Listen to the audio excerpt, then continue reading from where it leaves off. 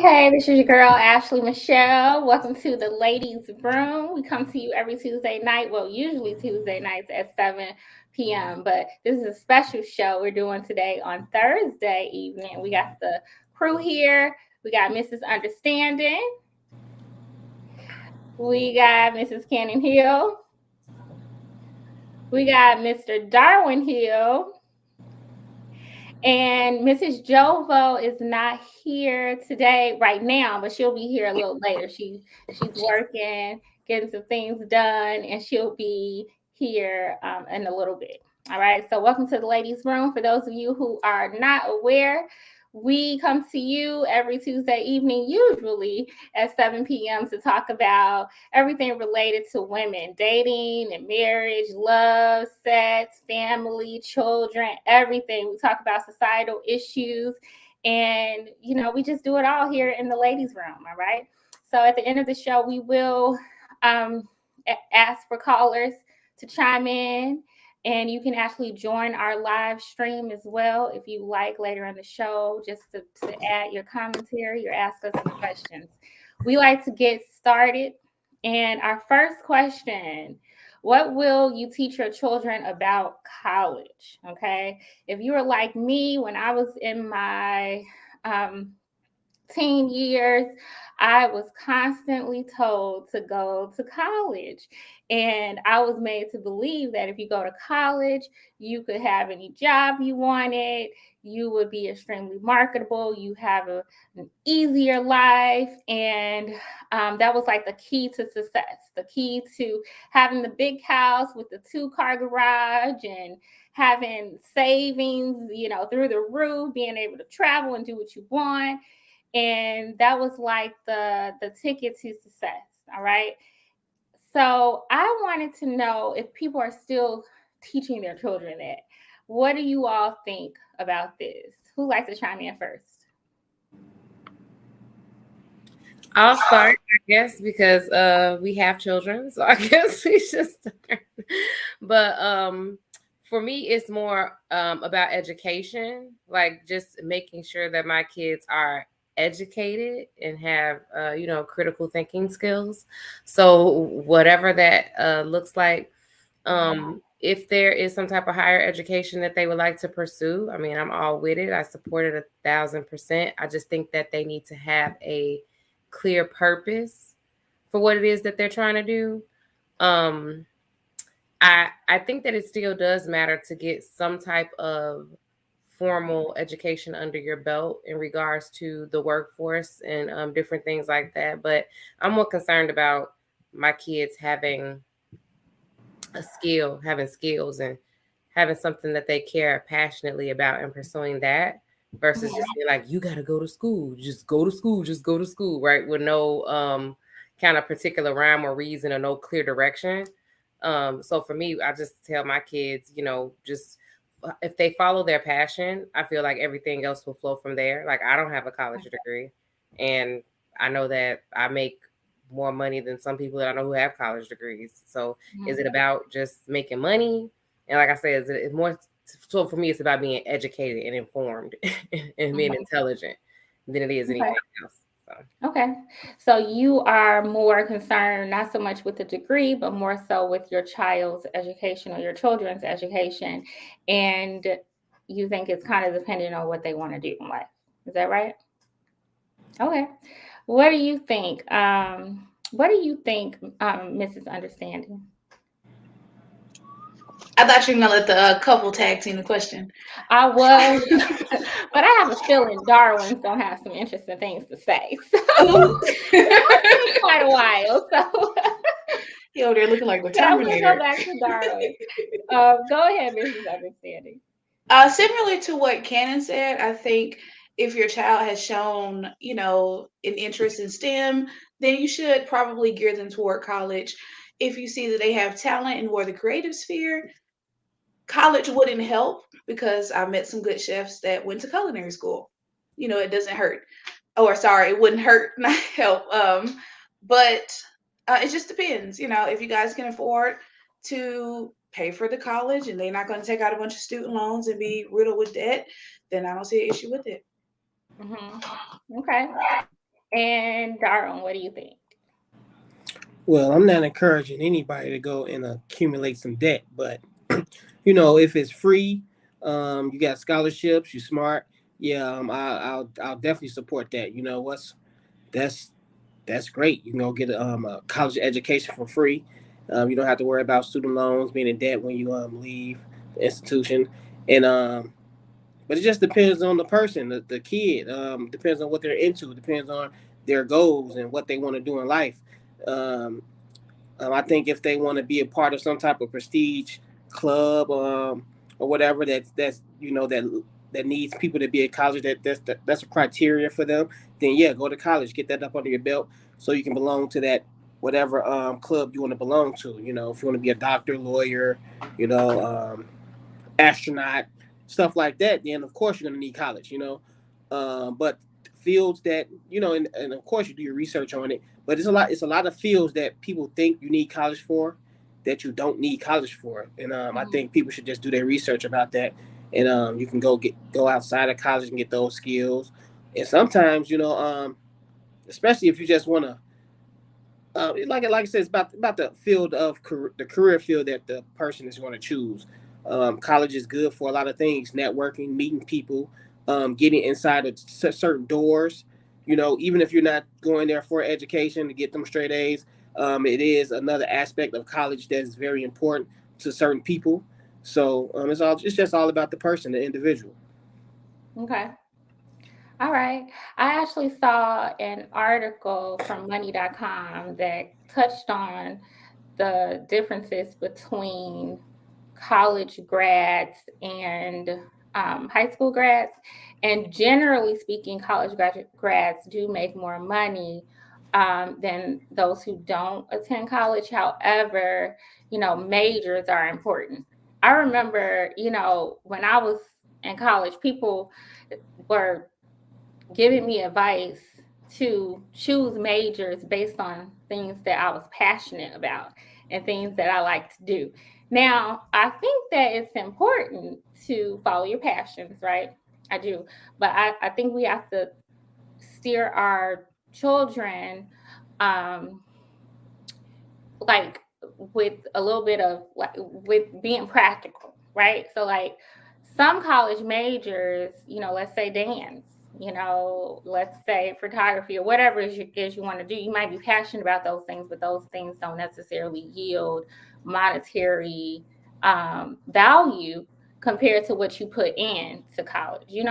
So I think my saying is you don't go spend $40,000 a year to follow a dream. That's just my thinking. Now if your dream is to be a doctor, an engineer, a lawyer, those going into college to follow those passions would make sense because the college degrees for those majors tend to be more lucrative, right? So this article that I was reading pointed out the majors that had high employment rates and high compensation rates. So obviously, chemical engineering, electrical engineering, those were the higher paying college majors, among others, right? And then you have some majors with the least unemployment or the lowest unemployment. And that would be like education, you know, there were some others, medical technicians, biochemistry majors. Those fields have the lowest unemployment, right? So I think that if your passions align with just some practical things, then I think it makes sense, right? But I don't know if I would encourage anybody to go to college and major in something where the outlook is not very strong. What do you all think about that? Well, I guess my question would be, why would they, if you said like dance, you said for instance, right?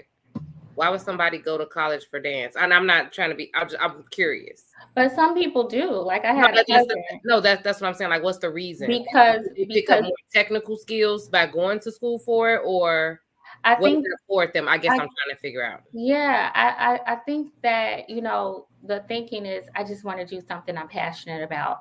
You know how people always No, say, no, well, I know that, but why can't they just dance without going to college? I agree. Oh no, I don't was know. asking. I didn't know. I don't know.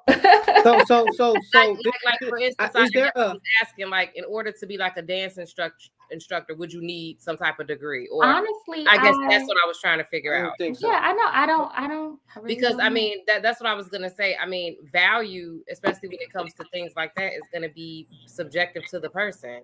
So it's like that's why I said, like, what, like, okay, you say $40,000 to major in dance, but are there things that they're picking up by doing that they find value in, outside of, oh, I could just make a whole bunch of money once I Well, my get. thing is, That's what I was. what classes are dance classes in college? You mean like they getting a cheerleading scholarship or a gymnastics scholarship, and then that leads into other avenues of dancing for them? Because I mean, I'm not too well versed in college Well, Right, courses obviously we are. and I'm like, stuff like that. when I said dance, that was just kind of like no, I mean, I've heard an people But say example, yeah, you things know. like that, but but I we was, can But use I that as do, that's a good example though. Dance is a yeah, good example though. but yeah, that's what I'm saying. Like, I think that majors are important to consider. So, Yeah. like, I think if you're talking to an 18-year-old, you should ask those questions too. Like, because I don't think some of them do. That's why I don't have no answer, because it doesn't really make sense to me, right?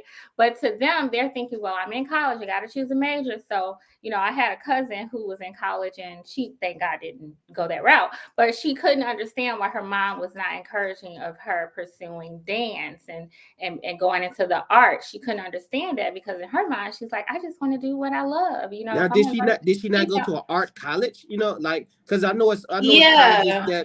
that's like yeah, Columbia and stuff like that. In Chicago, I think right, that's a school of arts, a college for arts and stuff like that. Now, if they're not going to a school like that, then I just really don't know right, what would the purpose be. yeah, But like you yeah, said, you got to do your research, know what type of school is beneficial to your major and what you want to do in life, and then you follow it. But I would think most people, they get the scholarships because they can dance, and then they use that to get the education that they really want. Because I know after a certain point, there is no reason for a a, a woman to be playing baseball if she wants to pursue that as a goal, because there's no major league baseball. I'm pretty sure it's like some, after college, after softball in college, there's no women's major league baseball. Like the WNBA, you have WNBA now, so women can play basketball in college and then go to WNBA. But in college for softball, for women's softball, after that, what are they going to do? There right. isn't a major league baseball for women, so All right, I think they just use that scholarship to get the education they need in other fields, which is good, and maybe they can get a coaching job and stuff like that. But That's exactly right. what oh, sorry. I'm sorry. We got our girl, Mrs. Jovo, joining us Hey, hey, today. hey, how y'all All right. doing? All right. So we posed the question, what will you teach your children about college? All right. And so I had brought up the point about majors, picking the right major and whether or not that makes a difference. And I mentioned an article from money.com that made some differences between majors. Obviously, there are some majors that pay more than others. There are some majors that have lower unemployment rates than others. And so we were just kind of exploring that. And Cannon and Darwin were bringing up a really good point about, like this decision of pursuing your passions in college, like, for instance, dance. Like, Right. and so Darwin, you were pretty much saying it just wouldn't make sense unless you go to a specialized college. Is that kind of what you were saying? yeah, it's like if you want that prestige and that on your resume, it's like, I'm not going to go to Morehouse and be like, oh, I took up dance. Like what is Morehouse known for? It ain't that for dancing. But if you go to Columbia and they're known for the arts, dancing, musicianship, and stuff like that, then it's like, okay, this person went there. Or like, what's the other school? The famous school in New York, Um, Juilliard. Juilliard. Yeah, yeah, oh, stuff okay. like that. yeah. You went to a school like that for dance, then that would be a because Right, you'll get more out of that. right, right, right. What do you think, Jobo? What do you teach your daughter about college? It's funny because my daughter wants to go to college because I'm still friends with a lot of my friends from college, like the whole life experience. Like my best friends, I met them in college. So um, I definitely think Darwin makes a really good point about being smart about what type of school you go to, really identifying what your strengths are. Because I think a lot of times we put a lot of emphasis on like academic performance with our middle schoolers and high schoolers, but we don't really put a lot of emphasis on teaching them how to identify personal strengths outside of academics. So I think that's important as well. Um, the other thing as well is we need to teach them, and I know we've had this conversation off and on the show about how to pay for college, student loans, what's going to be economically smart, but also assist you in pursuing your passion, like learning that balance. Because when I look back, I wish somebody would have told me like, okay, you're majoring in psychology, you want to help the world, but yeah, let me show you, Shawty, that helping the world don't always pay what you wanted to pay, So, it wasn't until I got out of college and really got into like my first social services career where I learned about all the different faucets of like mental health, psychology, counseling, and stuff. So I think that if they knew that early on, they could kind of put a really good pinpoint on where do I need to go to school, what do I specifically need to major in, and then also internships. I don't think we talk enough about those two kids like in middle school, high school. Like I'm already researching scholarships for my daughter, and she's only 10 years old, with specific companies, specific things, like, so that's kind of where I stand on it. I think Darwin makes a good point about, being really particular about what your strengths are. How will basketball and softball play a part in, after college? What do you see yourself doing? Right. So, Right. mm-hmm. Titanium in our chat says today college is way too expensive to go to without a plan, and I love that. And then I that's think go ahead. I was gonna piggyback off Miss Jovo when she said, sometimes you want to do something, but it's not lucrative or whatever like that. And I just want to, emphasize that when we telling these kids if they go to college, we still have to let them know, like, just because you get this piece of paper, it's still all up to Mm-hmm. what you put into it. Right. Sometimes people think because they did this or did that, that's where the work ends at. Like, you can be a lawyer and still be broke. You cannot get cases. You can be in a firm that's not Mm-hmm. doing well or anything, and it's up to you to get yourself out of that jam. Like, your degree not gonna help you right there, unless you, like I said, built those relationships, got into those fraternities in college and stuff like that, and then you pretty much got a lot of support, and they pretty much push you up the ladder, right, when you get into those type of clubs. So I think college is great for that, but at the end of the day, you still have to back up that degree, Right. and make it all that you can make it. If you want to make $200,000 a year, and your job starts off at $60,000 a year, you automatically know it's some more work that you need to put into, whether it's networking, whether it's just picking smart cases if you're a lawyer and stuff like that, and just playing the game. Everything is a game, you just got to play it right. Right. I think it's so important not to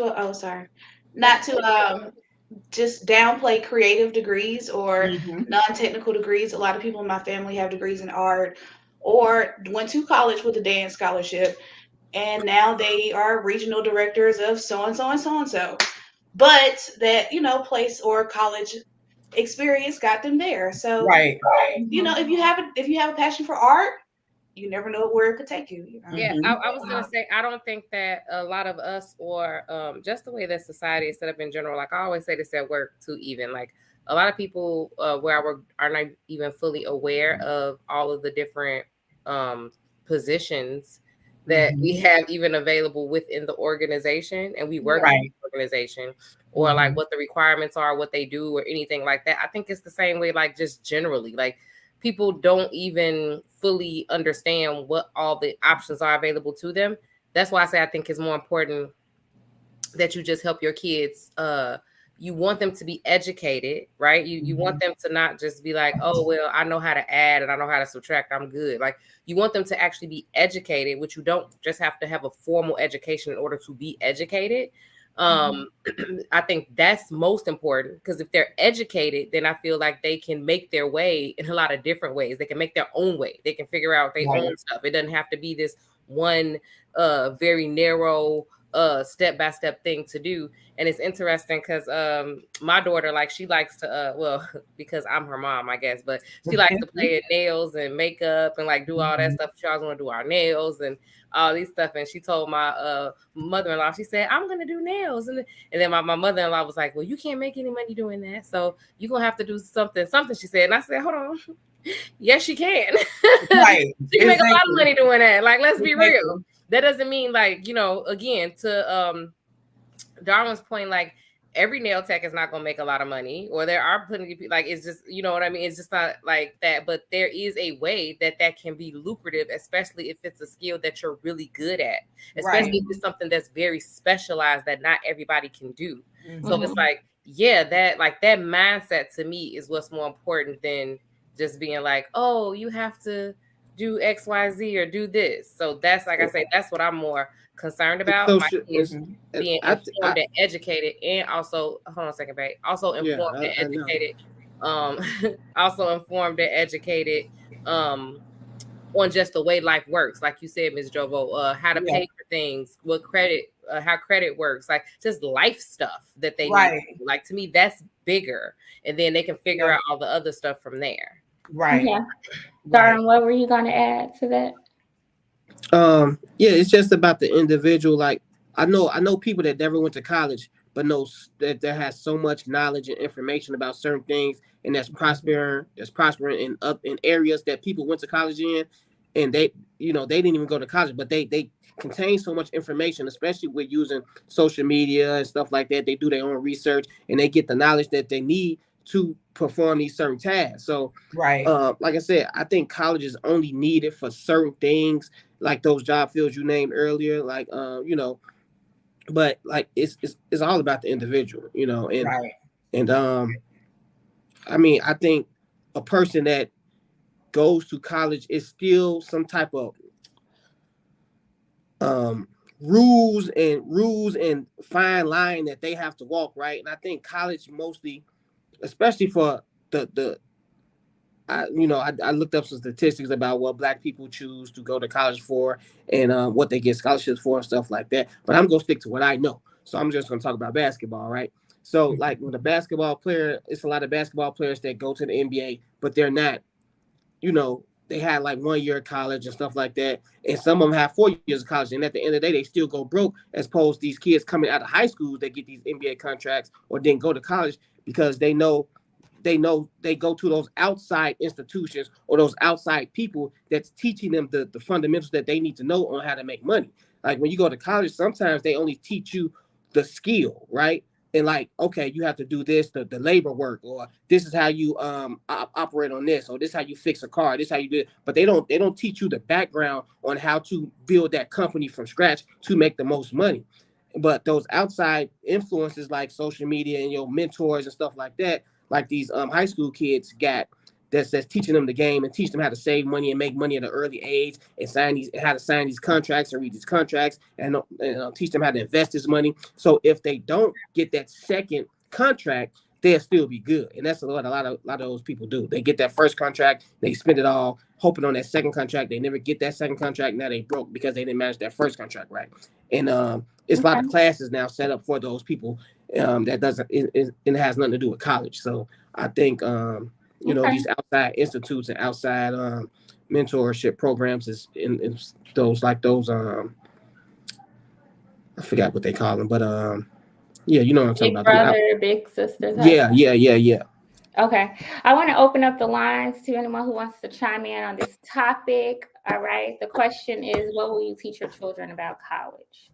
So we got some good stuff. I agree with pretty much everyone. I think that just depends on what your outlook is, what your goals are. And that's a little tricky because when you're 18, at least for me, when I was 18, I didn't really know exactly what I wanted to do. I remember making lists, and I was almost about to graduate at this point, but I was making lists, like contemplating on this list. Like, this should I do? That should I do? And I was like stressing myself out. I could not figure out what I wanted to do with my life. And that's hard. That's a hard decision to make when you're 18 to 22 years old, because you don't have life experience to say, oh, I like this, I don't like that. You know what I mean? And a lot, and like Darwin was saying, you know, sometimes, not sometimes, we all need people to expose us, or maybe that was Cannon talking about just exposing us to the different options. You know, there are careers that I wish I had known about a long time ago, because then maybe I would have pursued some rather than what I chose. So I think major is important, having a plan, having an outlook, but also getting education, not just the technical aspect, but the education of how to network, how to, you know, that's the word I was going to use. Yeah. All those things are very important as well.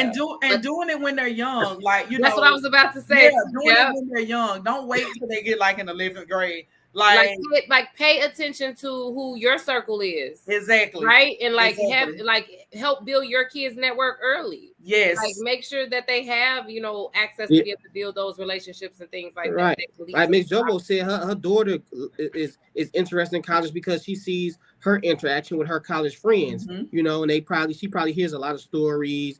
And, you know, everybody wants to be like their parents when they hear them stories, those old, when they reminiscing, you know, they want to live out those stories that their parents lived out sometimes. So she probably, you know, she took her first campus tour of where I went to school at age 5. Like I took her, showed her my old dorm room.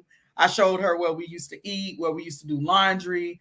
I've taken her to networking events before, just so she can see not only like, okay, mom has this degree and it hangs up like in her office or it sits here on the shelf, but, you know, I network with a lot of my college classmates.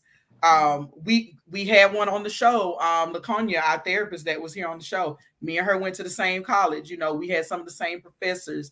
We studied the same things, you know. So I think starting them out when they're young on networking, like job fairs. Like I love taking young people to job fairs so they can ask, because kids, one thing I love about children, they're curious and they're going to ask questions. And so if you catch them when they're young, you know, like, oh, what does this company do? Hey, walk up to them and ask them, you know, what do they do? You know, would you be interested in doing something like that? You know, one of my high school classmates, by the time we got to 12th grade, he had already completed most of his second year in technical college, you know, because they allowed the technical college in my high school sat literally like maybe 100 so yards away from our school. So they had kind of like a hybrid program where you could still be in high school and take classes. And I mean, here I am, I'm in my second, third year of college, you know, like, man, I can't wait to make some money so I can stop eating top ramen. And then he's already, you know, doing technical engineering and working in aircraft and stuff like that. So, you know, it's so many different things and so many different ways that you can introduce your kids to higher learning. And I think that's so important too, because like you say, like a lot of kids, a lot of people, they go to school from kindergarten all the way to 12th grade, and sometimes they get burnt out, right? So then once you start trying to introduce them to that college, and most of the time you're just going to introduce them to, oh, what's your major? What you got to do? This is what you got to have, your GPA, keep this at that, this and that. It's still school. Right. But if you introduce your kid at an early age and you take them to events like basketball games, you know, like rallies, show them other things that's not all about schoolwork, because sometimes they might be like, you know, I don't even want to do this. This is just too much. But show them other things to keep them involved with the schoolwork, to keep them motivated. Like it's a social life too. It's just not all about education. It's a big that's more the social part is more of the schooling than the education, because that's when they're going and they're really beginning to become an adult. And they're still learning their emotions and their feelings and basically learning people and how they want to get treated. So if they have a rough time with that in college, on top of the low work, the school work, because ain't nobody gonna be on their ass to make them do no work, so they got to get adjusted to that also. So that can be a lot on them. And if you just hit them, if you just start talking about it when they're in 11th and 12th grade, it's gonna seem like it's a lot. But if you gradually build them up to it from like the age of 10, 11, they're getting acclimated and stuff. They're going with their parents or people that you know that's going to these college events, and they're learning. And that way, when they get to 11th, 12th grade, they don't have so much stuff to learn. You know, they already know certain things, so now they can concentrate on certain things now. I Okay. know for us growing up, we used to go to a lot of the Morehouse and Clark Atlanta and Spelman like step shows and Pepperell and Morehouse. things like. Yes, and for me being like 8, 9, 10, I was like, oh Mhm. yeah, I gotta go to college for sure. The only catch was I went to a PWI, so I didn't get I didn't get the flavor, unfortunately. But PWI, yeah, predominantly white institution. yes, Oh, unfortunately. I did too, but we added our own flavor. We. You know I know. what made me want to go to college? Oh Lord. Drumline. Oh my God, this dude is a Stump the Yard fan. The movie Higher Learning is what made me want to go to college. Like I was excited about that I whole. loved higher You learning. got Yeah. y'all can't leave off different world. Different No, world. okay, that's my favorite show of all times. I don't know if Exactly. y'all That's what seen made me it, really, but really my just heels want to and go. sweatshirt. Yeah. Nothing made me So want to go to college. I wanted to go so badly, She gonna pop the and ball. I yeah, never wanted to go and ever. I pledged in college, and that was a whole experience. And my daughter now sees like the business side of it, and the camaraderie that I have with my line sisters, but she also sees like all the community service I had to do. Like she now that taught me pledging that what the public sees is the surface, but the amount of hours we have to do to give back to the community is like insane. Like I my third year of college, I can barely remember it because I was working 2 jobs. I was slamming down community service. I was active in my church. I was part of like civic groups in the actual community where my school was. Like I was so busy, but I'm grateful now because it kept me out of what I like to call a lot of behavior triggered by idle time. So, it's such an experience. Like she tells me all the time, like, Mom, I can't believe you still know these people. And it's been since like, 15, 16 years and you still hanging out with them. And I'm like, yeah, that's what we do. Mhm. And going to a predominantly white school, I'm gonna tell you the benefit of that. All us brothers and sisters, we knew each other. Like it's like a family. So, I remember going to a job interview and I saw my school's emblem on somebody's desk and I got excited because I knew when they were gonna see my resume, they were gonna be like, okay, that's what's up. So the networking is so important. It really is. It Okay. really is important. Okay. All right, y'all. Well, we're going to wrap that discussion up and get going with our next discussion. All right. For those of you who just tuned in, welcome to the ladies' room. Hey y'all. And we discuss everything related to ladies, marriage, dating, love, sex, children. We talk about societal issues, mental health. We talk about so many different things right here in the ladies' room. If you have not already subscribed, hit that like button and subscribe. Share on your Facebook, share with your friends, and let them know who we are. All right. You can also join our Facebook group. All right. It's called the Ladies Room Group Chat. All right. So check us out. Our next question, all right, is about it's not really a question, it's a topic. So we all know about the Instagram model who killed her boyfriend. She claims it was self-defense. Mhm. But it struck news not only because it was such a vile act and, just shocking to see that, a young model has killed her young boyfriend, but it started to circulate even more because this man had been very public about his disdain for Black women. All right. And a lot of his comments about Black women were very vile, very negative, and not very helpful at all. One of his comments was, I can't believe people actually think I like Black women. And another comment had to do with Black women being unattractive. So there were just so many different negative things that he had put out there. And so he had this white girlfriend, and she fatally stabbed him. I think this happened last week. She has not been charged, and she's claiming self-defense. So that's a little bit of background about the story. And I just want to know what you all think about it. Who likes to go first?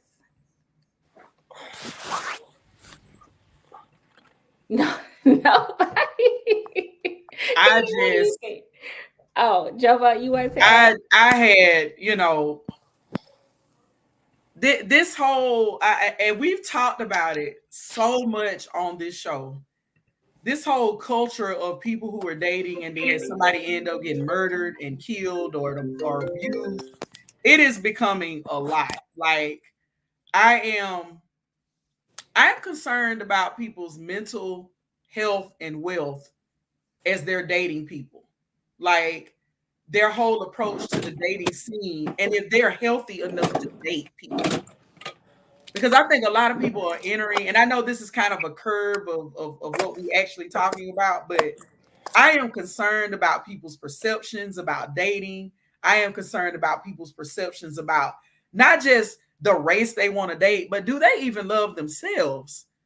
Like for you to say you don't want to deal with someone that essentially looks like you, it's some self-esteem and self-hate issues there. I really do believe that. And I think that people project that onto, they divert from talking about self-hate to, oh, well, black women are this and black women are that. But essentially, if you're not biracial, your mother looks like the woman that you don't prefer to date, your aunts, your sister, women that you normally come in contact with. Like, I'm not amazed, but it just really concerns me that it's so much people who self-hate and they don't acknowledge that or they're in denial about that and they're actually out dating other people. Like it's scary. It's really scary. And then you're categorizing certain people. He categorized this woman as somebody he probably could see himself with, maybe based on just appearance. And then now we see she's capable of actually taking him out, which she did. Like, Yeah. that's my take on it. And there's a little bit of, I guess, some, lack of clarity about what happened. I think that we don't know all the details. At first thought it's like, oh my gosh, she just viciously killed this man. But then she claimed self-defense. And it's like, okay, if he really plunged at her, she claimed, and was choking her, then we can kind of see her, defending herself. However, we've seen this before, right? So it's like you don't know what to believe. We've seen, I know in my own personal life, I've seen issues where, you have a non-Black woman who who, kind of turns the cards around a little bit and use their privilege to say, oh no, this was self-defense. So we've seen that happen. So we don't know if this is just her cry for sympathy to get away with what she's done, right? That could very well be the case. Or it could be the case where here's a woman who should not have been dating, like Jovo was explaining, and, did something like this, abused someone, and killed them. So it's just interesting. It's really just, I mean, honestly, I'm just concerned that there are so many people who they lack love for self to the point where they turn it into, oh well, I don't like these type of women because of this. Like I see self and you see again, we got violence and dating hand in hand. Like it's concerning. Yeah. That's my take on it. Okay. What do you all think? Cannon, what do you think? I think that it is sad and unfortunate whenever someone passes away. And my condolences to his family, and I'm sorry for that man. Nothing more, right? A lot of women felt, and I'm not sure this is why you don't have as much to say about it, but a lot of women were just they were struggling to have sympathy for him. Did any of you kind of experience that? I personally, I won't say I have sympathy for him, but I do recognize that what happened was very sad and unfortunate, and I hated that it happened to him. The irony of it all. Yeah, I think there's a little irony to it because he spent it's one thing to not really like Black women, but it's another thing to be very vocal and adamant about making sure people know you don't like Black women. And he went out of his way to make that case. For those of you who don't know, his name is Christian I think it's Obumseli. He was killed by his IG model girlfriend. Well, I guess that's not important to know, but she's a non-Black woman, and this man was very insistent on not, and very vocal about not liking Black women, and it is a little ironic, right, for to be so adamant about dating out, as though dating out solves all your problems, right? Like it just solves everything. You don't have to pick well. You don't have to use wisdom. You don't have to have any foresight. You don't have to have any relationship skills. It's just about not dating a Black girl, right? So yeah, it's a little bit ironic. And I don't have the heart to just be like, oh, who cares? Or, oh, that's what he gets. Like, I wouldn't say that. And I haven't seen any women say that. But for some women, I have heard a few women comment like, oh, well, I'm having a hard time being sympathetic toward him because he was so vile to, Black women, right? But anyway, what do you think? What do you think? Who wants to go first, Raven or? So what was the worst thing he said about Black women? I mean, he said a variety of things. I'll pull a few things up. Let's see. He was just basically. He said one of my friends asked me about why Black women know how to twerk straight out of the womb.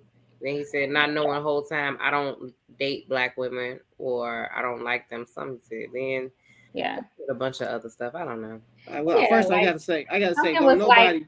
One thing was like, I can't. It's funny or something that people actually think I would like a Black girl or something like that. Mm-hmm. That was one of his comments. Go ahead. And he would constantly say, I can't stand the Black girls in my class. Like they get on my nerve and I don't like them. And he just say, I don't think no one should ever be harmed because of their voicing their opinion about what they don't like. I don't care if the people that they voice their opinion about feelings are hurt. You're not supposed to be killing nobody about it, right? But because I think we all have our we didn't kill people that we won't date. Like I'm not gonna date this time. I think we all have, but we just not making it a point to hurt people's feelings by saying it in public and out loud, right? But that still don't. But if we did, and I'm pretty sure I have said some things along the line of about the women that I wouldn't date. I don't think it was about Black women, but it really don't matter. But it's about whatever group of women you choose to talk about and why you're not going to date them. I would hate that they would just come and just kill me because they heard me say that. I don't think that's. We didn't kill him. Oh, what happened? The white woman killed him. What? So I'm lost now. What's she killing him for? He like her? Yeah. So and he's so funny. So it's funny though. I was looking up some of the comments. What's going on right now? Right. So it was a white girl that killed him. He didn't date Black girls, and he was very adamant about not dating Black girls. So he was dating this white Instagram model that was like she only dates rich Black guys, and she and exactly the friends and stuff said that they had a very volatile relationship. Oh yeah, she didn't kill him because of that. Right, but who made the story up? No, it's not because of that. It's just that in 2020. Social justice change and reform and things like that, and social justice movements, especially around Black people and Black men, are mostly led by who usually takes the charge on that these days. Yeah, I understand that, but she didn't kill him because he refused. Right. Black so women. What I'm saying is that so then the group that usually steps in when there's some type of racial injustice, that's like let's go ahead and take not. All right, so we gonna talk about that because I believe she killed him out of self-defense. So I don't think she was taking up for no Black women and just killed him because he refused to date Black women and stuff like that. That's not what we said. No, Darwin. No, none of that. What we're saying is that like even his brother came out, right, to kind of make a comment and say, oh yeah, he made all these comments and things like that. But put that to the side. We still have to fight this racist system that's letting this white privileged woman get away with it. Like basically trying to implore Black women to step up and advocate for him the way that we usually do. And Black women are like, since he no. don't like Black women, they don't feel like they should. Right. We like, Well, I wasn't even kind of going with that angle. Some women might feel that way. I didn't even know that there was like a push for that, right? I was more so just thinking about it just illustrates a lot, right? It illustrates, how a lot of times we're pointed as being so horrible, right? Like you just can't find no good Black woman, right?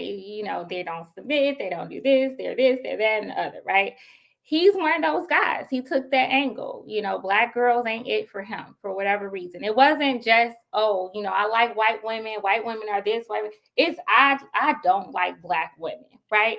And so it's just very telling of how a lot of times these guys who are thinking along those times have not been self-reflective about what they really like and why they like it, Exactly. Because here's the thing, you have all these issues about Black women not doing this, that, and the other, but this woman, a 25-year-old girl, 25-year-old woman who's very clear that she doesn't just date Black guys, she only dates rich Black guys. Let a Black woman have said that. That would have been a problem, right? Mm-hmm. And then not only that, she's not the submissive type. She says, I like to be submissive in the bedroom, but in my life, I don't like anybody telling me what to do. So to me, when I hear things like this, and this is just one of many examples where, you have these guys who are like, no, I don't like Black girls, so they're this, that, and the other. But then they turn around and get with non-Black women who are not what they say they want. You know what I mean? So to me, it's like, are you being honest about what you like? A lot of the Black men and why you don't like it. Because my whole thing is, if you don't want a Black girl, okay, you don't want a Black girl, but it's like, are you dating non-Black women just because you don't want a Black girl? Like, it just does not make sense because there are so many Black women. You can't put us all into one box. It's like, if you want a white girl, you want a Hispanic, just say that. It should be about them, not us. That's all I'm saying. When I talk to men, the Black men, most of the men that's saying stupid stuff like that are men that's not even dating white women. They got their experiences from black women that have hurt them, and that's what they go off of when they say I don't want to date Black women. But they not, because I asked them, I say, have you ever dated a white woman? No. So how can you even try to compare this? Like, if you dated 10 Black women and 10 white women, I'm pretty sure it would probably equal out to the same disappointment that you had with the 10 Black women. It's not about the woman you date, the color of the woman you date. It's all about you. You either go treat them how you need to be treat them to coincide with what they got going on. Y'all can be happy, or you're not. And I think a lot of Black men choosing looking for the right things. Exactly. It's just like when people say valuing the right things. It's just like when people say I hate shopping at Black-owned establishments. What was you talking about? You only shopped at you had one bad experience with Black-owned establishments, but you've been shopping at white establishments all your life, and I'm pretty sure through all your life you had a lot of complaints about these white establishments, but never stopped. So you have one bad experience with a Black establishment. Now you don't want to go to those establishments. So Black men always talking about Black women because those are the only women that have hurt them. Now, if they really start dating outside their box and start dating all these white women, they will have the same experience, and they wouldn't be saying, "Oh, I'm not gonna date Black women." So I only really know, and that's just common sense. Like you only date Black women to have that type of perception about Black women, because you dated white women just as much you dated Black women, you would have about the same thing. Yeah, but why are you being racist? You have disappointments on both ends. Like, why you can't just be like women? Why you got to be racist? Because everything is grouped up. That's just the way I don't be hearing other groups of men be like, I don't date my particular group race of women. Like, they'll say, like, if they're mad at women, they'll just be women generally. It's literally only Black men that I hear specifically. She is not lying. Specifically pedestaling other women over their own women. I don't see that happening in any other communities, really. Generally, I don't hear.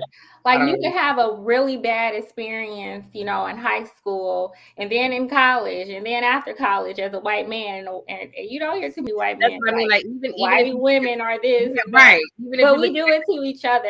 It's weird because the way we view the way instance. we look at the way we look at the world is so separated because and it always goes back to the slavery and stuff like that.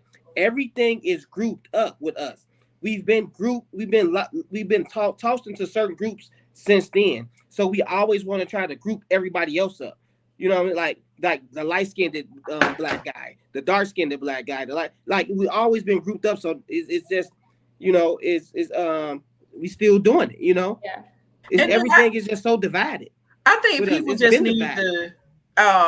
I think people just need to, and my favorite manosphere word, accountability.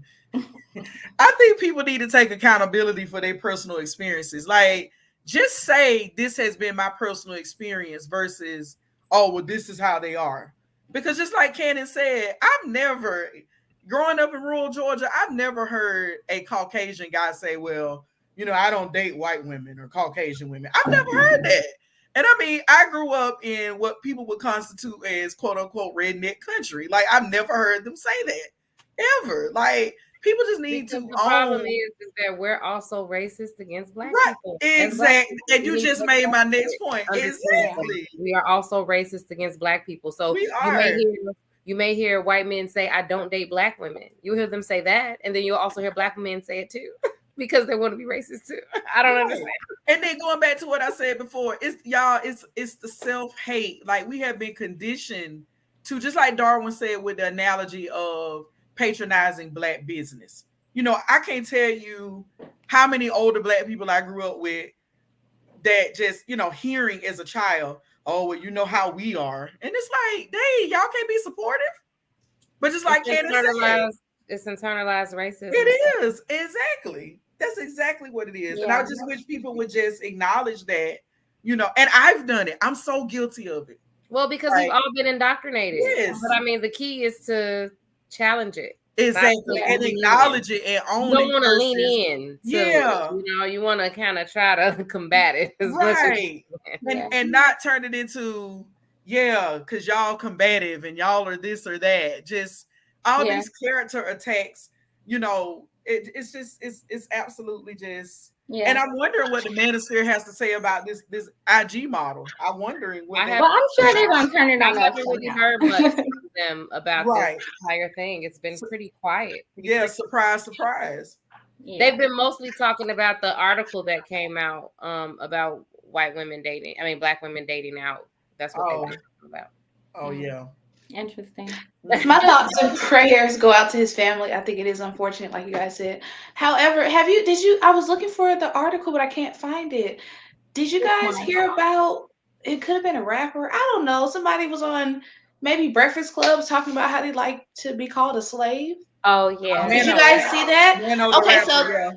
Yeah, like, okay, are we missing something? Like, is there some kind of I don't know, dog whistle going on where they want to be subservient again? What is going on?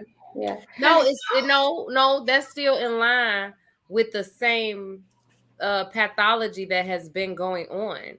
It's just that he vocally expressed it. See, this is what I think we're struggling with, right? Or I'm maybe not struggling with, but maybe just flabbergasted by. That a lot of these things have been more subtle before, or you would like kind of have to look at academic research and then to find a comment like, oh my God, black men are tying their value to their penises and want to dominate white women to have access to be closer to white men. And they feel like this is because white women have been propped up in society as a trophy or as something that's been off guard, that's been taken away from them that they can't have. So it's like forbidden. So it's something that has been pedestalized. So they feel like, if they get it and can have sex with it, then, that makes them somehow, that gives them more value. I mean, Nick Cannon said it, a couple years ago, where he was like, that's the ultimate, thing, whatever, black man. He said it.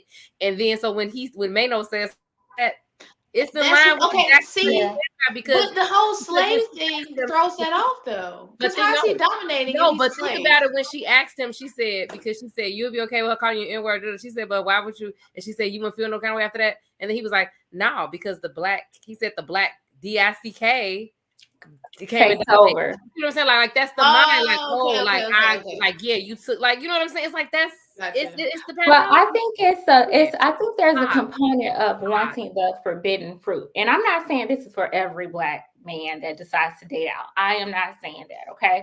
I know this does not apply to every black man who decides to date out. But I do think that there are some men who have that desire to conquer something that they have not been able to conquer before, that forbidden fruit. Nick Cannon mentioned it. My This in dad 1901. used to talk to Good me, Lord. but it's still there, because think about it. In some communities, there are still white men, who are like, oh, you got a white woman on your arm, like you shouldn't be with that black man. There are still people who think like that.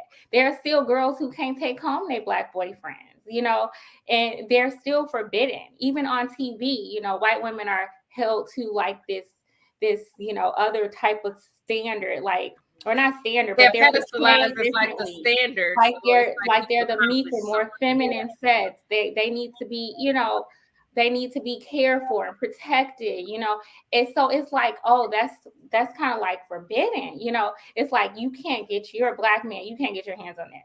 You know what I mean? And so yeah, I think there's a component of like that forbidden fruit that some, not all, that some black men kind of have, whether they admit it or not, but they do. My dad has And that talked about this and before. Sad It's enough, like getting something that prenup I guy, couldn't get out of the typically have. comment section. What'd you say? I say prenup gotta get out the comment section. Talking about be submissive no matter what. Shout out to prenup guy. What's going on, Right. man? Hey. No matter what. Go on, bro.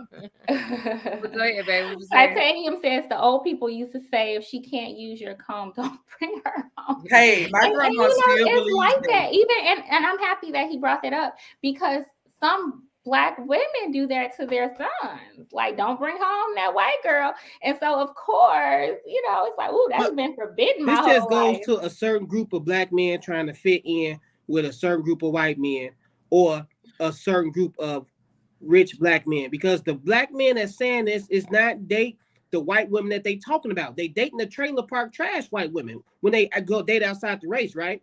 They not going to get um no high paying, no high value white woman that's got some good, because they not, like you said, they're not going to bring them home to their blue collared friends.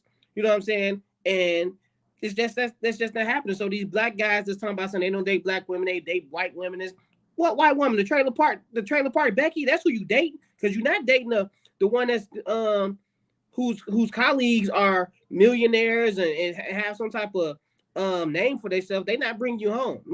Those most of the men that's talking like they're some type of high value, like they have like they can pick the woman they want. No, you can't. You better stick to the black women that like to you. the rivers and the lakes that you used to. Yeah, exactly. Like you think you got some choices, and you really don't. That's not black women that's about to treat your ass bogus. It's the white women go treat your ass bogus too. They go treat your ass worse. Matter of fact. I have stories, from people in my family that I love who went through this same thing. There was a guy, I probably shouldn't be telling this story, but I know a guy What's his who name? was adamant about not dating, black girls. Oh, black girls this, black girls that. And his father was like super, supportive of this thinking.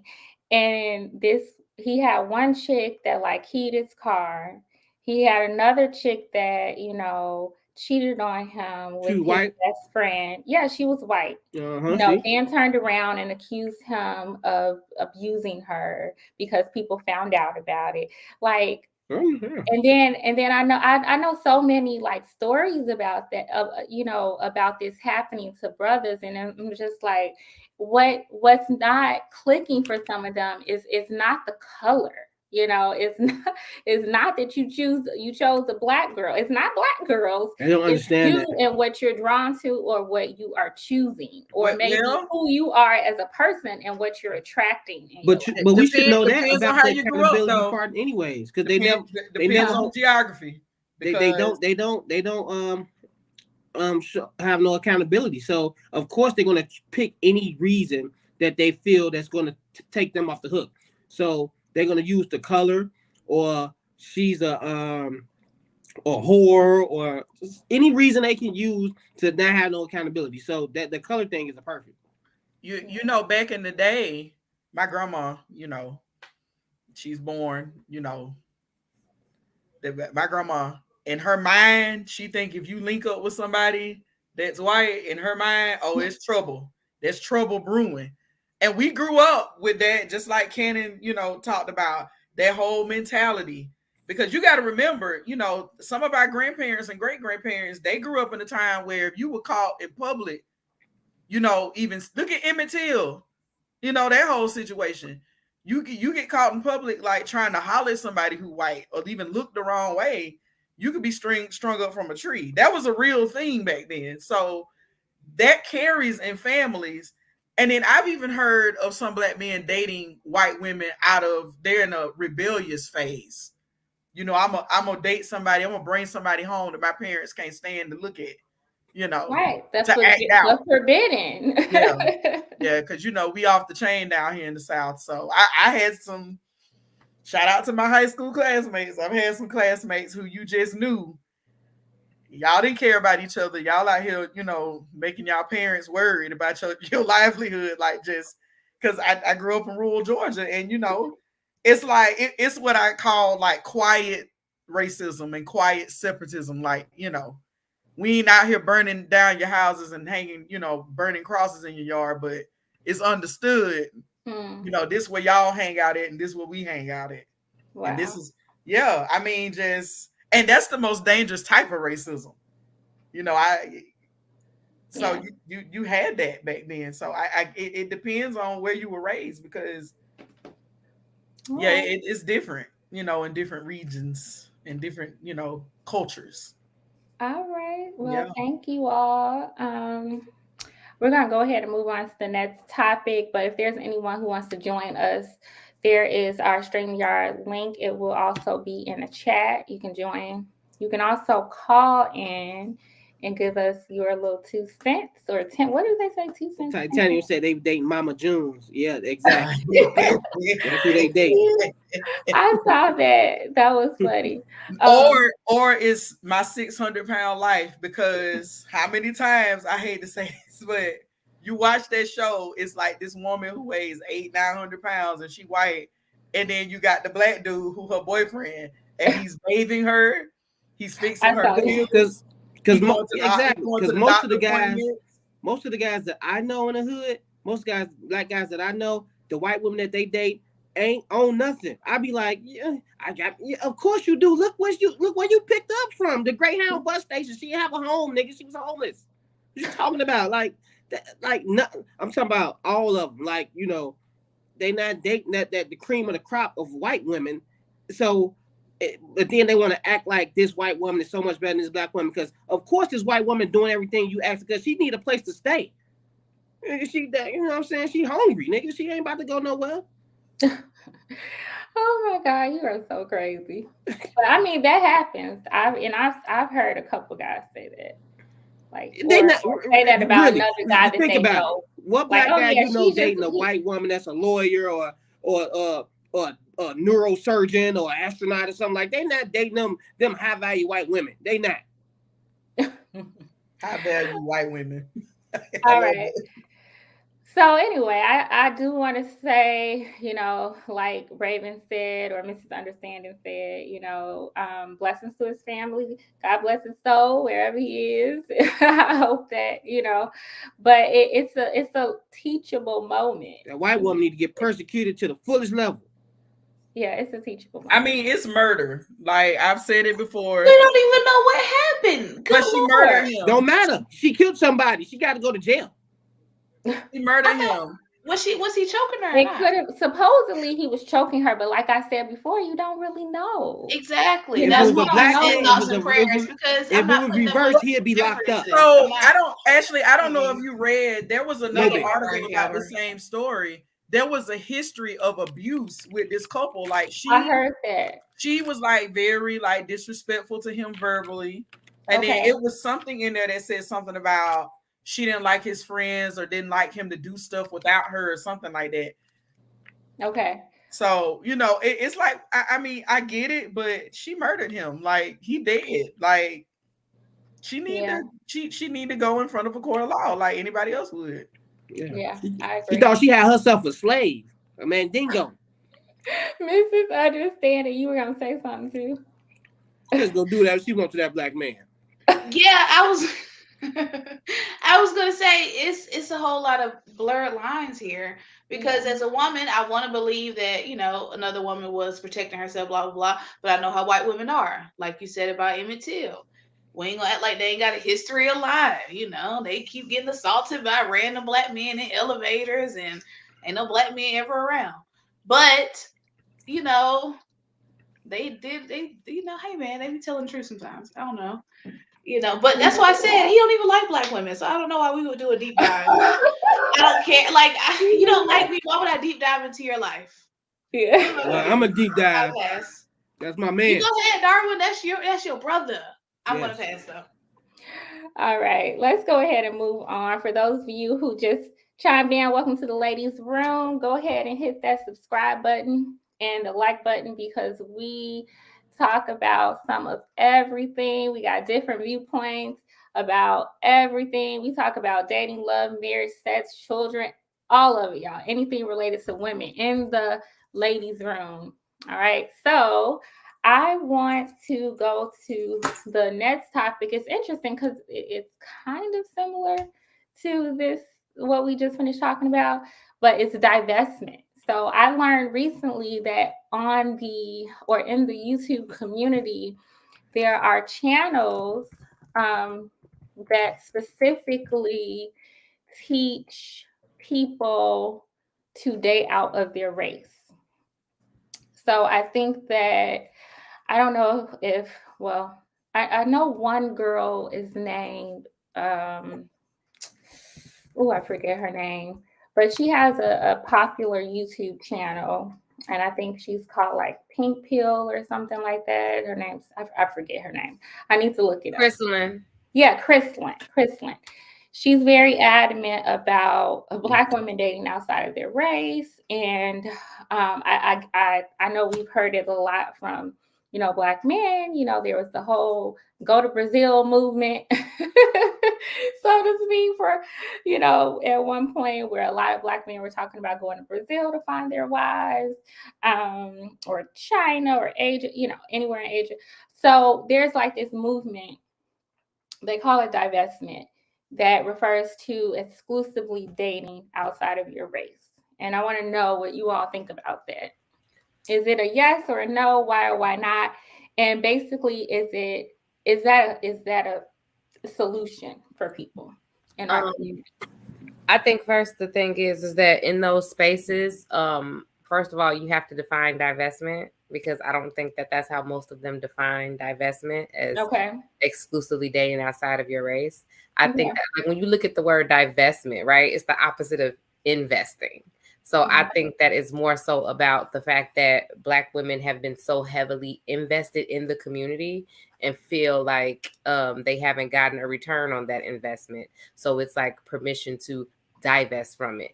Now, it doesn't say, it's not the same thing as being like, ooh, go get some of these good men over here. Like, it's not the same thing. It's saying, stop being so hyper focused and putting all your energy and effort there. And one of the things that I know that they say all the time is go where you're celebrated, not tolerated. But it's not putting one group over the other. And as a matter of fact, what I do hear a lot of them say specifically in those spaces is to be careful and to be mindful not to pedestalize another group of men over anything, and to not be vocally broadcasting like, ooh, these men's is better and all of that. So basically just be open. Just be open to right. like, Okay. Yeah, because then what that does is that'll make you know what I mean? Like if you broadcasting loudly and like pedestalizing this other group, then they'll feel like they ain't really got to do nothing either. You lessen you lessen your percentage of finding that one person for you.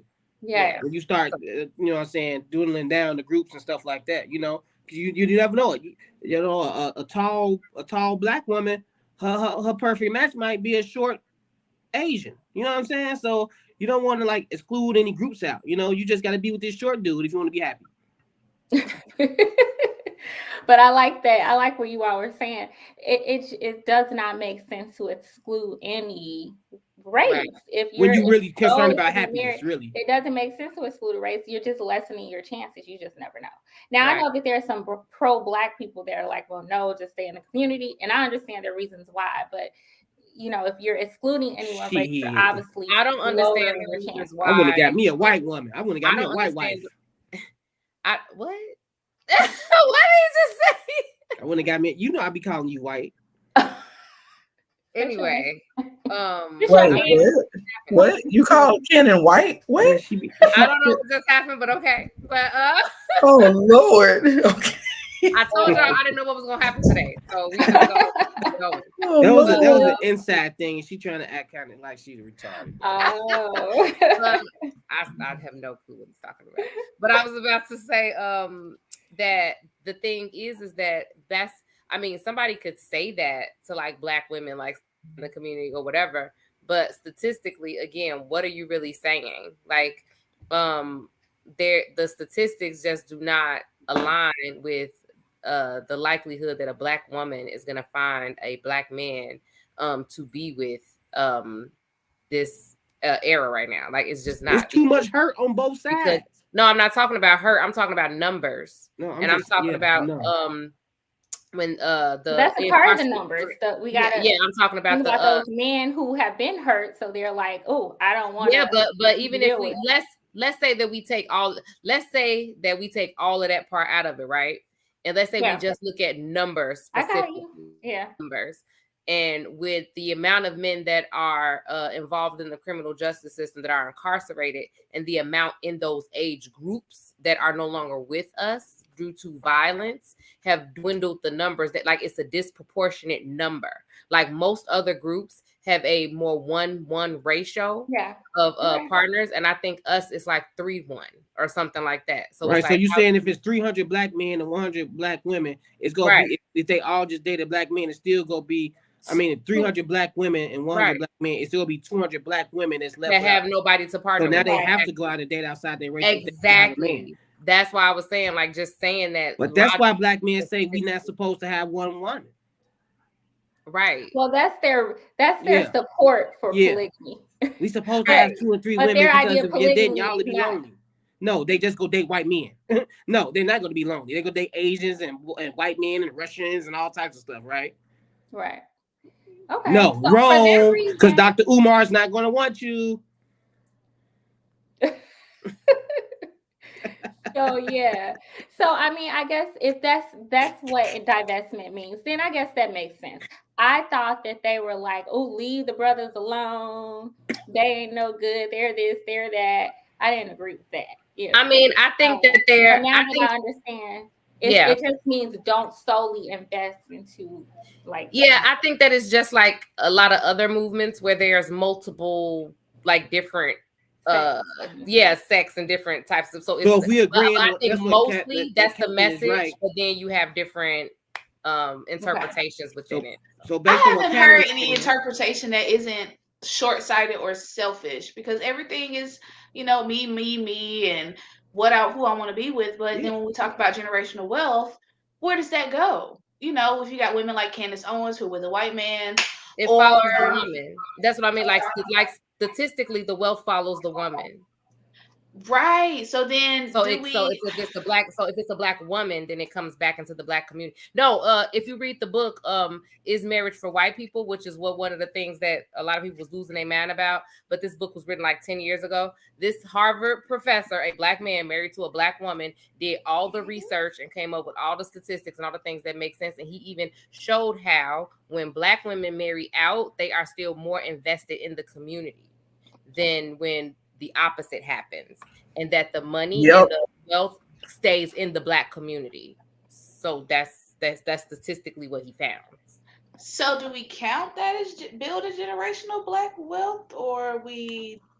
Because then it But makes how- the whole But people who, biracial thing. yeah, because here's the thing. Okay, so I didn't read that part, so I don't know. But let's say, okay, so you say that the wealth will follow the woman. Okay, but a lot of times these women who are marrying out, right, and not just the women, the men who marry out, people who marry outside of the Black race have children who typically do not marry Exactly. Black. people. So how does the money That's what I follow? mean. If you look at his research and you look at the statistics, statistically, that's not accurate. Statistically, Black men who partner with white women, their children are less likely to partner Black. That is not the case with But biracial. then that's what I'm saying. Where would these Black people come from? Because if all the Black women What are I'm going saying out is to that Black men, biracial children that are raised by Black women are more likely to date Black. Because Black where's women the stay.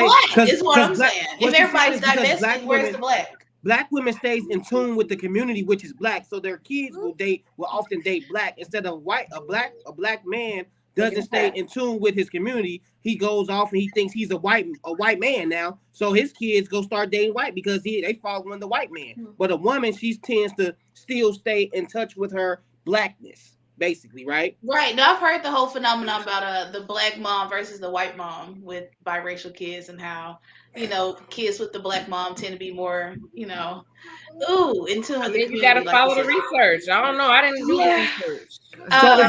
So if but my worry is then like the biracial thing that we have now.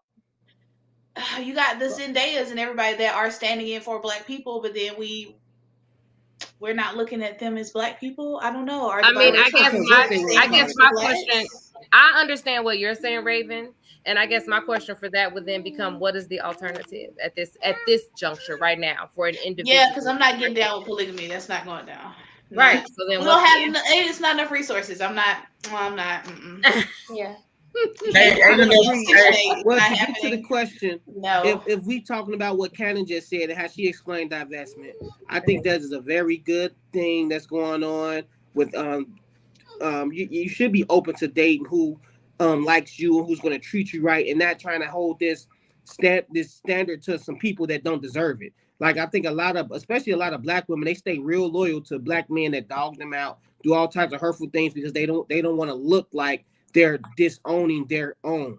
And I think that's a very bad way to look at things, especially when you talking about your happiness. And I think more Black women and Black men need to be a little bit more selfish. Well, Black men are always selfish, but I think more Black women need to be a little bit more selfish when it comes to their happiness, and stop worrying about what other people do. What other people want to say about them. So I think that's a very good what is it? A group? What they call themselves? No, it's just it's divestors, like it's a movement. I think that movement is great. But what I was gonna say to add to that point though is that the other part of it is that as a result, like if you guys read that book, it's actually really good. But as a result of having that gender imbalance, specifically in our community in Black America, because of social engineering, it's because of social engineering. I mean, we know the reasons. It's because of racism and all of those things. We know that. But the reality is that it's still that, right? And because that is the case, the other phenomenon that you run into is that the men don't necessarily have to do much to get the women because we outnumber them so much. So then you also have a situation where they're not really motivated to really, right. It's about teaching us how to get them. Right. Y'all just can't be so thirsty. Y'all can't be acting thirsty. Here we go. We know it's a shortage. But you can't be acting thirsty. But I think there's some truth to that. I think there are a lot of women who just want a man. Yeah, they be thirsty. A lot of women just want a man. They want a warm body next to them. They want to be able to say they got a man.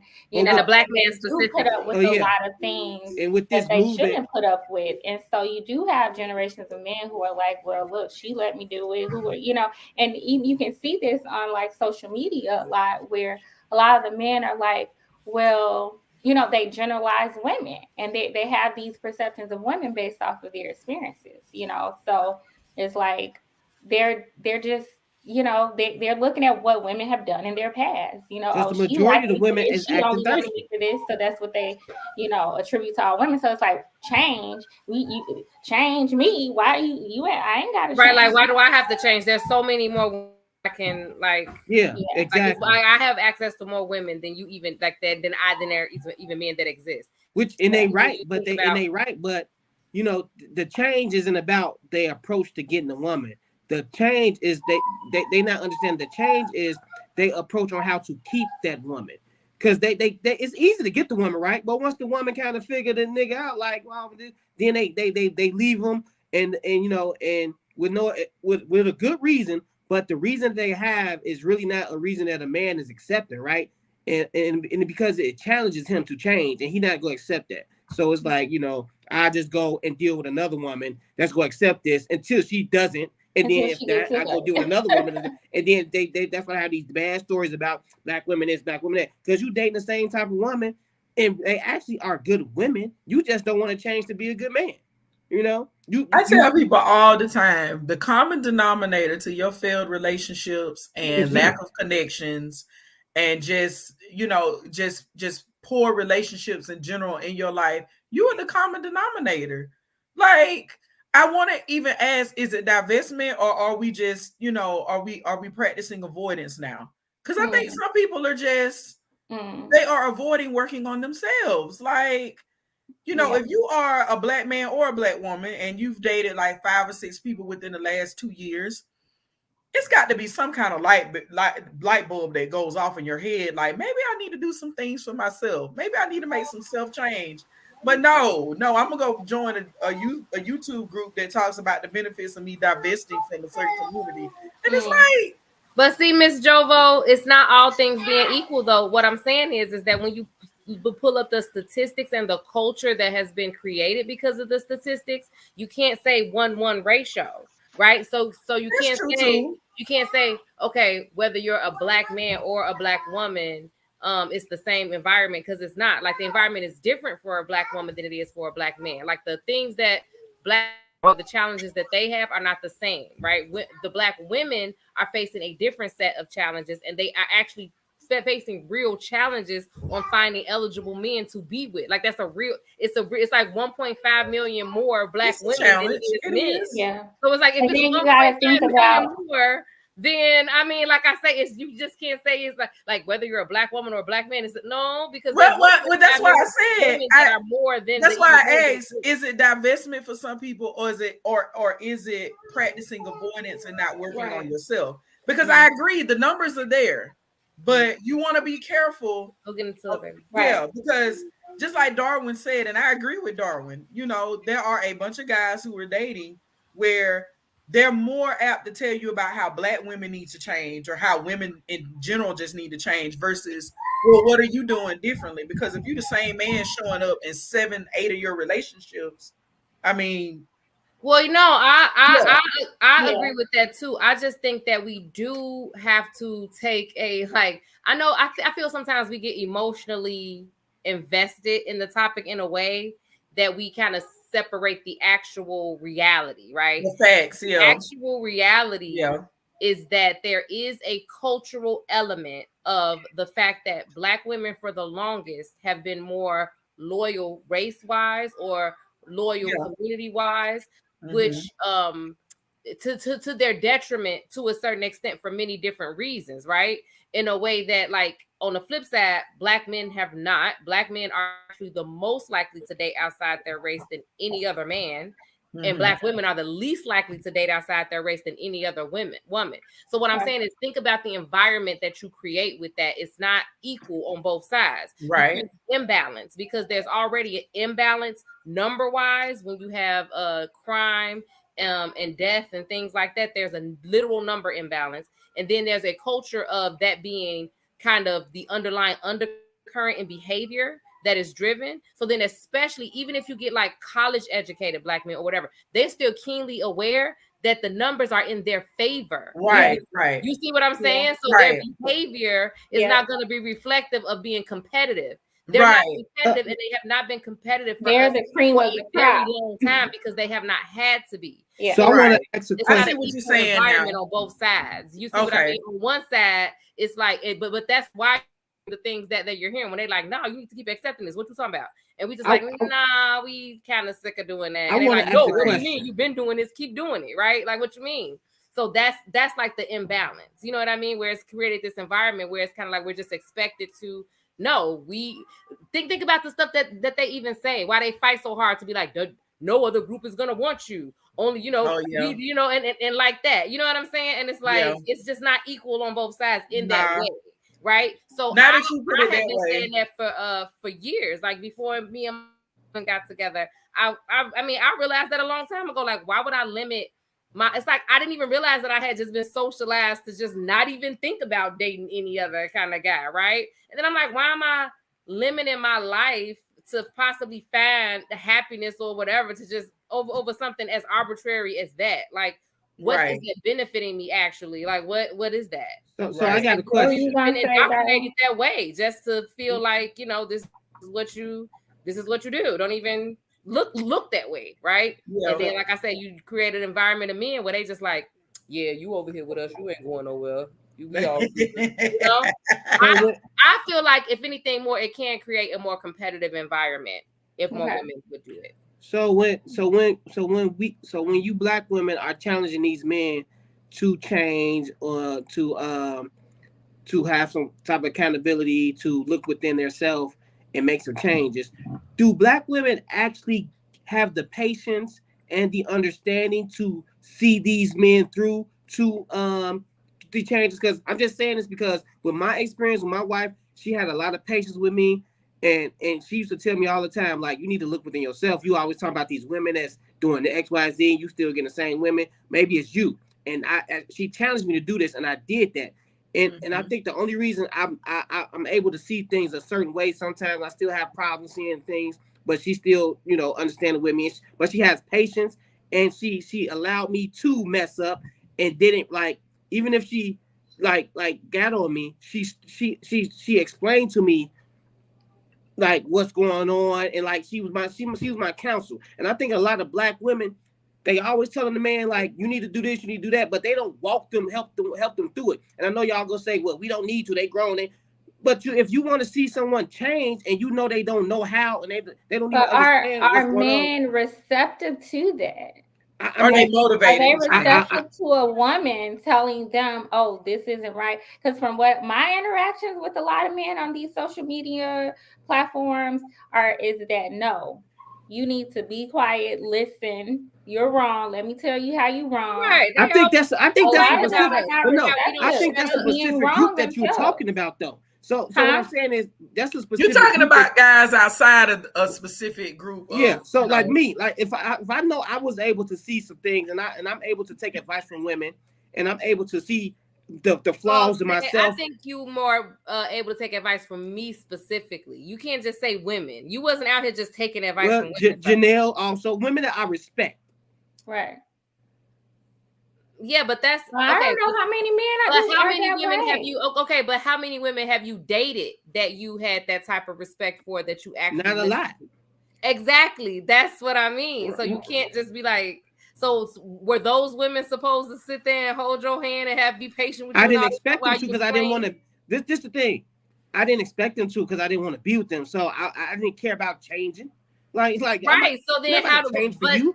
But I guess that's what I mean. So how would you expect a woman to gauge a man that cares about changing versus one who doesn't? We're talking about because they just bounce out like, oh, he don't want to change. It's gonna be his actions. It's gonna be in his actions. I think a lot of women, you know, they invest a lot into a man that ain't never invested into them anyways. Like I see it happen all the time. You know, I see women doing way more for men in the beginning stages of a relationship than they doing for them. And maybe because a woman they only expect for a man to pay for dinners and stuff like that. So they feel like, oh, he did this. And I know a lot of women go off there like, girl, he did this. That might be little for him. That $1,000 dinner might not be nothing to him. You know, giving you value for shoes might not be nothing to him. But to you, you be like, oh, he did this. That means he cared for me. And I think a lot of women also get trapped into those gender roles into that stereotype of what a man's supposed to do too, without them even knowing.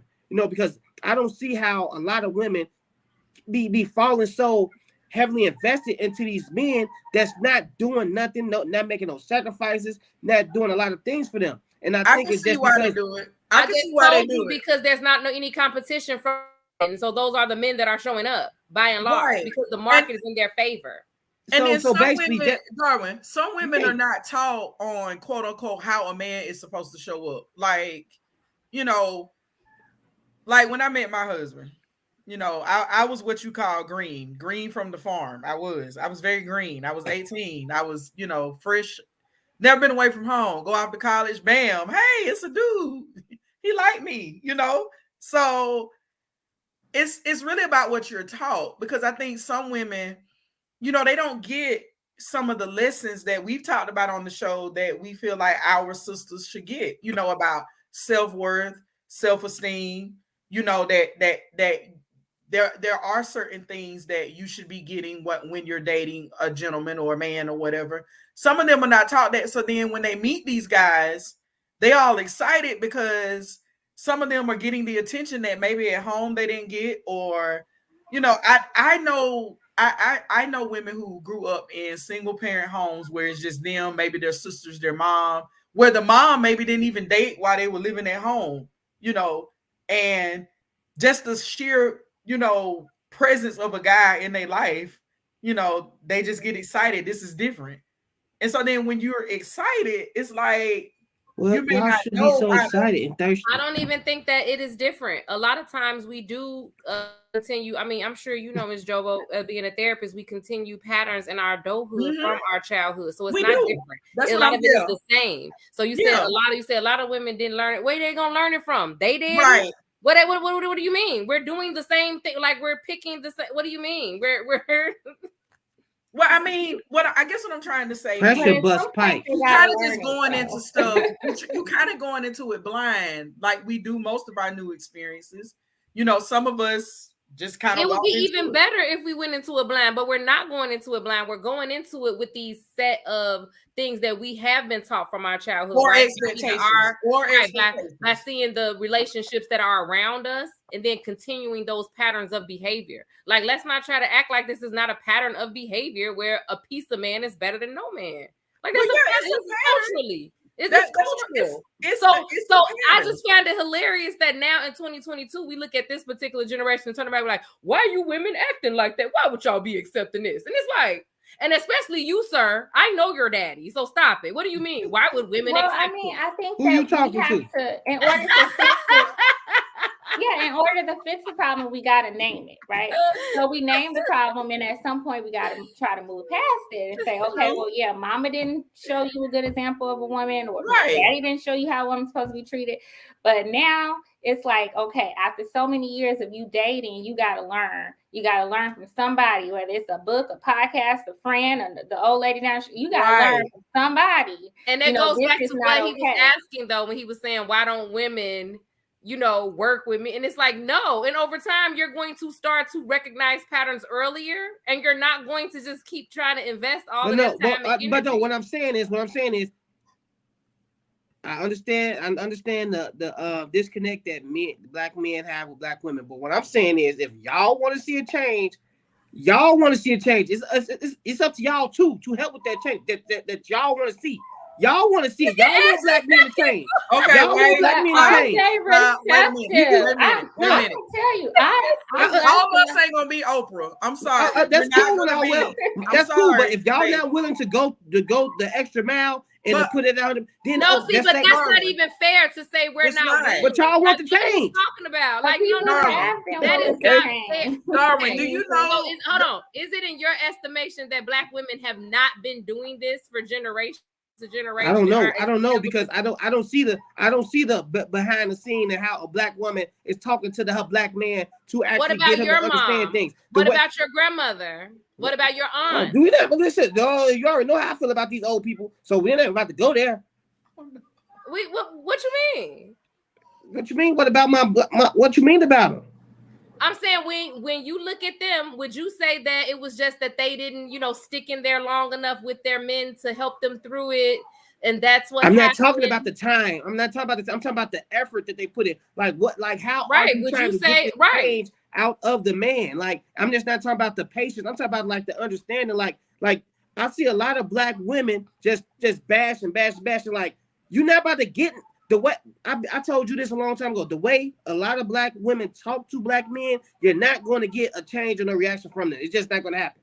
So that's the question I'm asking. So do you feel like it's something that your mother could have done to get a different behavior from your father? I don't know. I wasn't with them from the beginning of the relationship to see everything. I don't know. I'm just asking the question. Like, but I was just asking the question. I was like, curious. I never seen my mother and father argue and get into fights like this. But I knew they had problems.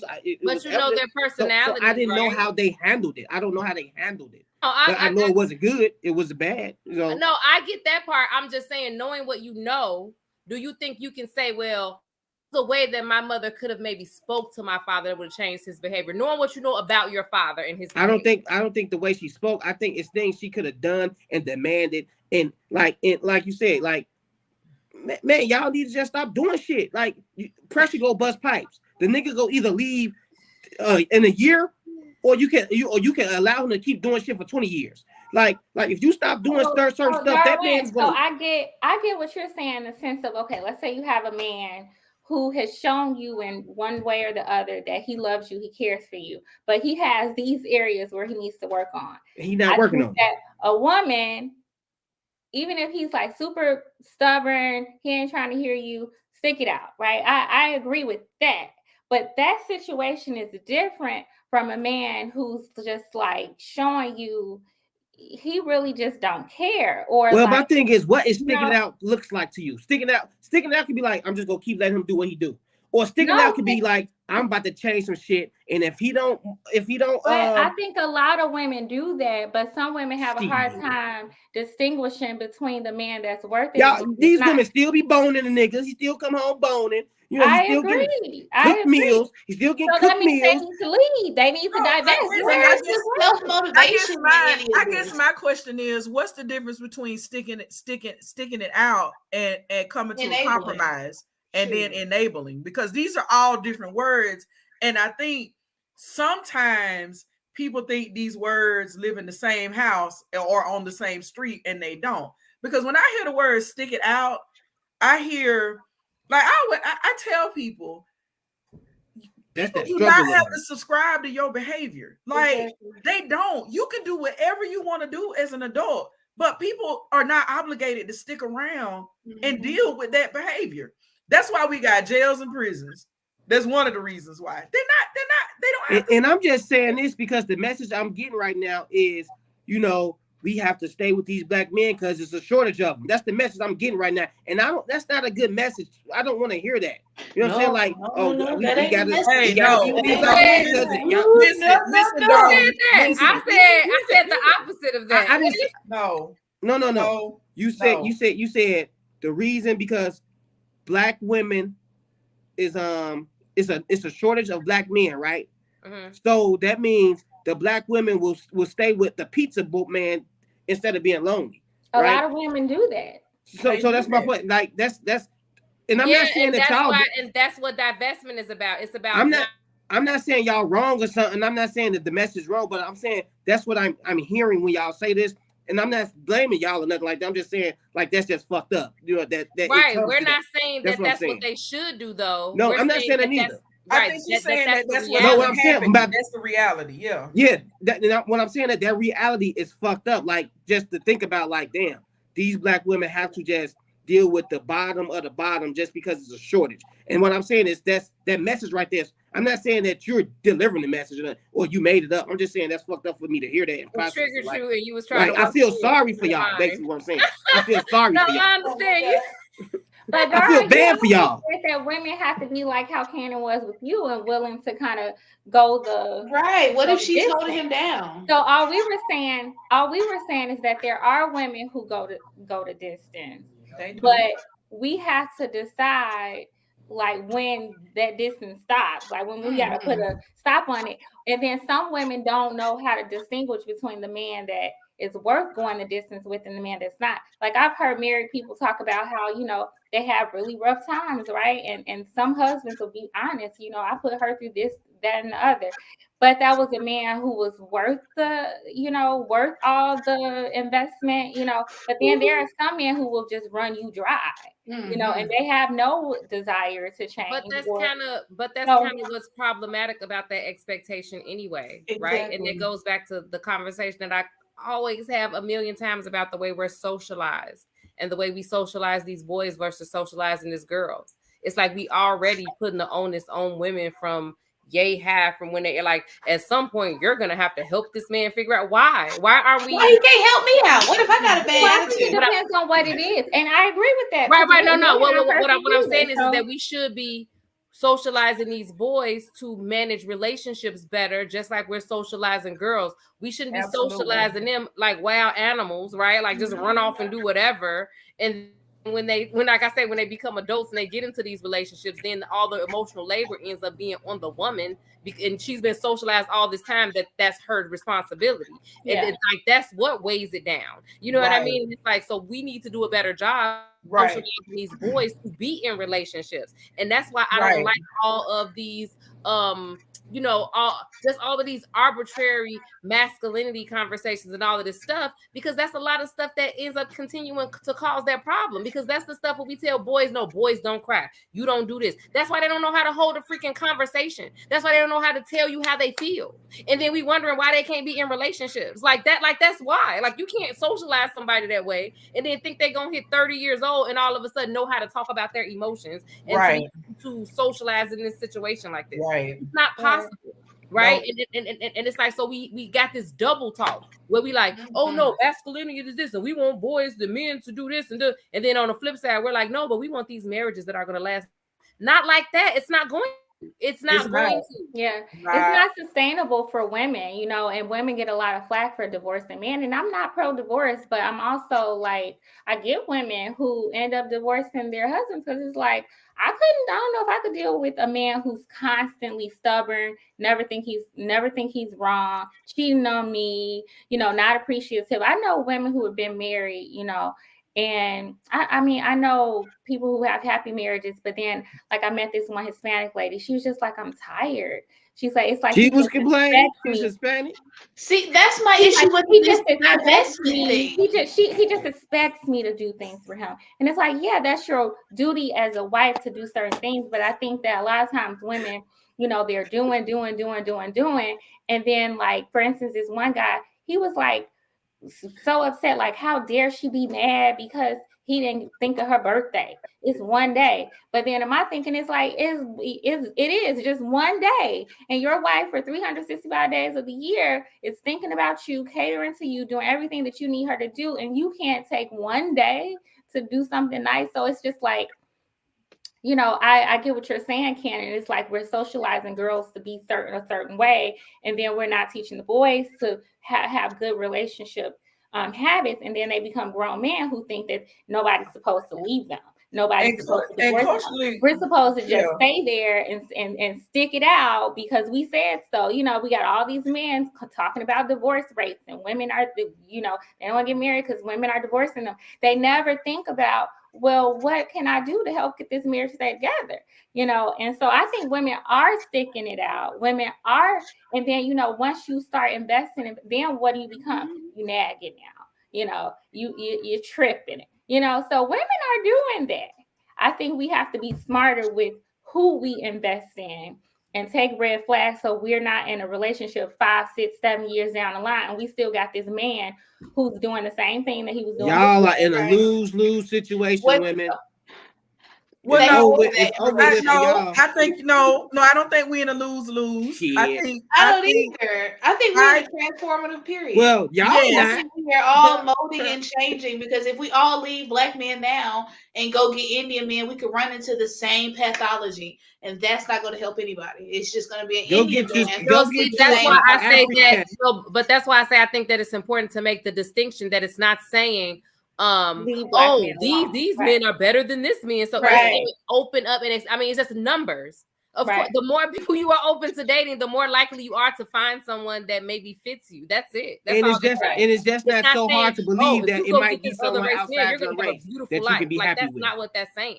You know See, what I and mean? that's what I'm saying. What were you saying, all Darwin? these other women are having the same issues. And it's not that so far-fetched to say that it might be someone that's outside your race that you're going to be happy with. You just have to open up your mind to actually getting what you want instead of getting what everybody wants to see you at. Like that's the thing. I think everybody wants to be happy, but sometimes they just don't want to do what it takes to be happy, right? You have to, rob a bank. Yeah, you have to like weigh your options. It's like what I told somebody earlier today. You know, don't be walking around wanting wanting platinum when you treat yourself like bronze. Like, I don't get that. That's the other issue I have. Like, a lot of people are out here talking about they want this, and the manosphere included. They want these, top-notch people to come in and just, what they want is people to dramatically change their lives. And it's just like, what you're looking for, you need to start with yourself first. You change your own life. Right. That's it. Like I said, manage your expectations. There you go. And then the other thing I want us all to work on, you ain't gonna always want to be married. When you married, you ain't gonna always want to be that. I'm just saying. The realistic expectations. She's shaking her head from. TikTok done messed a lot of people up. TikTok, Instagram, social media, looking at other people. One of the sure signs of low self-esteem is comparing yourself to other people. I'm gonna say that again, closer to the camera. One of the sure signs of low self-esteem and not getting those 5 things that Maslow talks about on that hierarchy of needs is you are consistently always comparing yourself to other people. That's a problem. That is a problem. So then you get married for the wedding, and then you ain't getting married, getting knowledge and understanding of what the marriage is gonna be like. Because my ongoing joke, I tell people all the time, I quit Mosley like at least once a week. At least once a week, and then we come back because that's what we do. People need to get it out their head that you're just gonna get what you want 99% of the time in every situation that you in, whether it's at work, whether it's marriage, whether it's parenting, whether it's through coworkers, friendships. It is unrealistic to think that you're gonna get your way all the time. That's what babies think when they come out the womb and they cry for milk. Like, you have evolved since that time. So you need to understand that sometimes it ain't gonna happen your way. So if the bar is in hell, how do we get from manager expectations to like raising the bar? Because a lot of dudes will make the argument, oh, well, I'm a good guy, I just cheat. I'm a really good guy. Sometimes I just that ain't no argument. No, seriously. They make the argument, but great guys. Oh no, they just can't be by themselves. And you know what? I agree with them. Especially when I have people in therapy. I think you're a wonderful person, but let's talk about this behavior, because you being wonderful ain't got nothing to do with what you're doing. And what you're doing, this is the consequences of your behavior. Like, but then you come into my office and you complain about, oh, ain't no women out here, ain't no men out here, but you lying and you cheating and you unfaithful, but then you want to say, but I'm a great person. No, right? That's the only thing. She got to manage her expectations. That's all it is. No, that's not how it's gonna work. That doesn't work that way. So. All right. So, yay or nay, really fast. Divestment, Darwin. Yay or nay? Yay. Mrs. Understanding. Ooh, not as a movement. No, I can't do it. No? Not as individually, sure. Not as a movement. Okay. Cannon, yay or nay? Yay. And Jovo, yay or nay? This is tough. Because I like to be in between. I'm gonna say yay. That's what I'm gonna say. I'm gonna say yay. I'm calling Dr. Umar right now. All y'all out right now. Putting cases on all y'all. Go ahead, call it. Right. No, did you see what Dr. Umar said? Yeah, he's white women now, or white black. Wait, what did he say? Yes, I was about to say, go ahead and call him. He already told you if you over 30, your walls is broke down. Okay, he didn't told you already. Oh my Look God. at Ashley. She said, "What? Yeah, he said that." He the said other day. y'all letting the white man contaminate that wound. Exactly. He said His colonizer seed inside of us. He- He was not playing. he's doing what goes back to what I'm saying. Well, you know, he's pro-black. He's pro-black Really, people together. really. Right, and so You know what? He pro. He He was pro not something. though. He changed his stance. But No, he but, pro something. It might but be black, therein but it might be lies. something But else. that Raven right there, that proves my point. That nigga don't know how What to be I'm pro-black. Manipulator. Right. But look at what he chose to do in order To be. Dang, you froze up. Or am I froze up? I think she froze up. Oh, She okay. froze up. Dang on it. But I know what you gonna say. Dr. Umar it's only a few people in the YouTube world that when they start talking, they just make as me a pro-black. That proves. Oh, dang on it. You faded out, Cannon. What were you I gonna know. Right, you missed it. No, I was saying that what I was saying to like look at what he chose to do to try to do that as a pro-black, right? This is what I was saying about the environment. They are pro-black. so used to How doing you that pro-black? to us, right? You they pro-black men. Kind of like shaming us, and it's almost like this pimp stuff, right? Like yes, it was very domestic violence giving. But they're so used to engaging with us in that way because they've been able to do it. Do you see what I mean? So it's like he fall back into that same thing. Like as soon as he didn't start doing it after he read that article. So once he was so hurt. And he came out and was like, you know, he hit us with the white women are more supportive than you all. Yes. Then he hit us with the women, just so that you know, if you're over 30, you know, your walls are old and this and that, and like basically trying to affect our self-esteem, right? To basically tell us we're not worthy. This is what they've been doing. You see what I'm saying? Like, because it's so funny because when things didn't seem to go his way, he switched it up. Because just months ago, he did like a open letter or talk to Kevin Samuels about how he was trying to prey on Black women's self-esteem to get, you know, what he wanted. And it's like, okay, but you kind of doing the same thing right now. Yeah. Like, I find he read that article that was like Black women should expand their options, and he don't want. So he's like trying to pull out all the stops now. He knows the things. When I be talking about these goofies, pull out the school. When I talk about these goofies to other Black men, and other Black men be talking to me like trying to berate me and down me and put like Kevin Samuels and Dr. Umar on me like, oh, but they do this, they do that. I just look at them like these dudes are like really the clowns of the clowns, right? Like they don't have a wife, they don't have a woman, they don't have.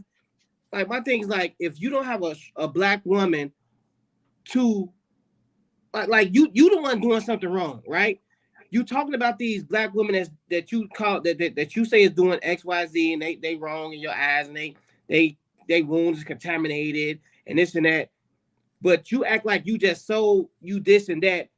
But why can't you find the one woman that's the good woman? Why can't you? If you because they're not looking for one because they don't have to. Because they don't have to. But even if they're the alpha male that they say they are, the women should just be the good women should be flocking to them. Like, you know what I mean? But they are. The point that I'm making about what I'm saying is the market is in their favor. They don't have to marry women. They can have access to women as much as they want without marrying women. But no, my point is this. It's not about the access to women because they get access to women, but they still complaining. So let's scratch that access to women. That don't mean nothing. No, they don't complain, Darwin, when they perform. They perform. And as long as you got the manosphere and as long as you got all these different you know, subcultures and groups supporting them, they gonna pitch the tent and then the clowns gonna come perform at the circus. Well, my thing is this. That's what's gonna happen. Like they live in delusion, if you ask me. It's a lot of delusion that they living in. No, they selling delusion. That's what they exactly doing. because I would think they think they know it all. Why aren't you preaching the goodness that you have going on in your life? Right, because they're frauds. They're not. If you figure women out, was saying to Cannon, Cannon, what he was saying is true. Like they are not getting these women because they're not who they claim to be. Right. Yeah, but what I'm saying is that but that's a misunderstanding to say that they want women in this way. Right. The talk is pimp talk for a reason. Exactly. They don't want to marry women. They just don't want wives. And the way to get continuous access to sex is to have women with low self-esteem.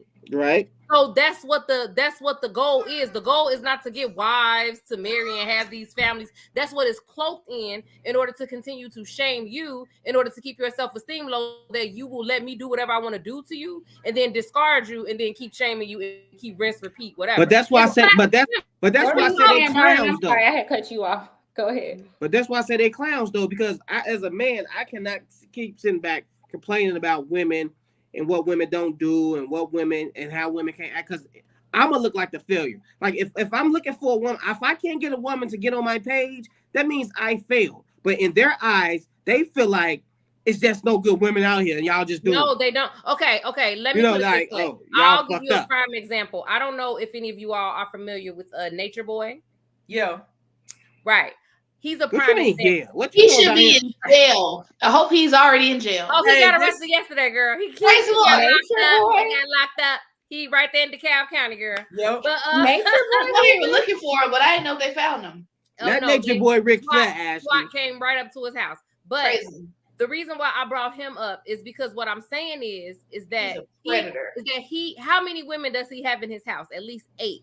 He's speaking the same way directly to those women. So what I'm saying is, how can he be having a problem with women if he literally got women who will get on the floor and kiss his feet when he tells them to? But he's saying the same things to them. You all are disloyal. You all are doing this with the white man, and y'all treating the black man like this. He's saying this to the women that are right there in his face, degrading them. It's pimpology, is what I'm saying. It's not. What I'm saying is, if we have the misunderstanding to say, oh, they're complaining because they can't get a woman and they're having no. They're complaining because they want access to sex with women the way that they want. That's why. And they do that way so that they can keep their self-esteem low, so that they can keep doing that. Because what you get is the women who trying to prove themselves now and not really requiring much because they've broken down their self-worth and their self-esteem. That's what they're doing. Those are leaders. A wife so bad. Like, no. Here's what I think is happening. I think there's some truth to that.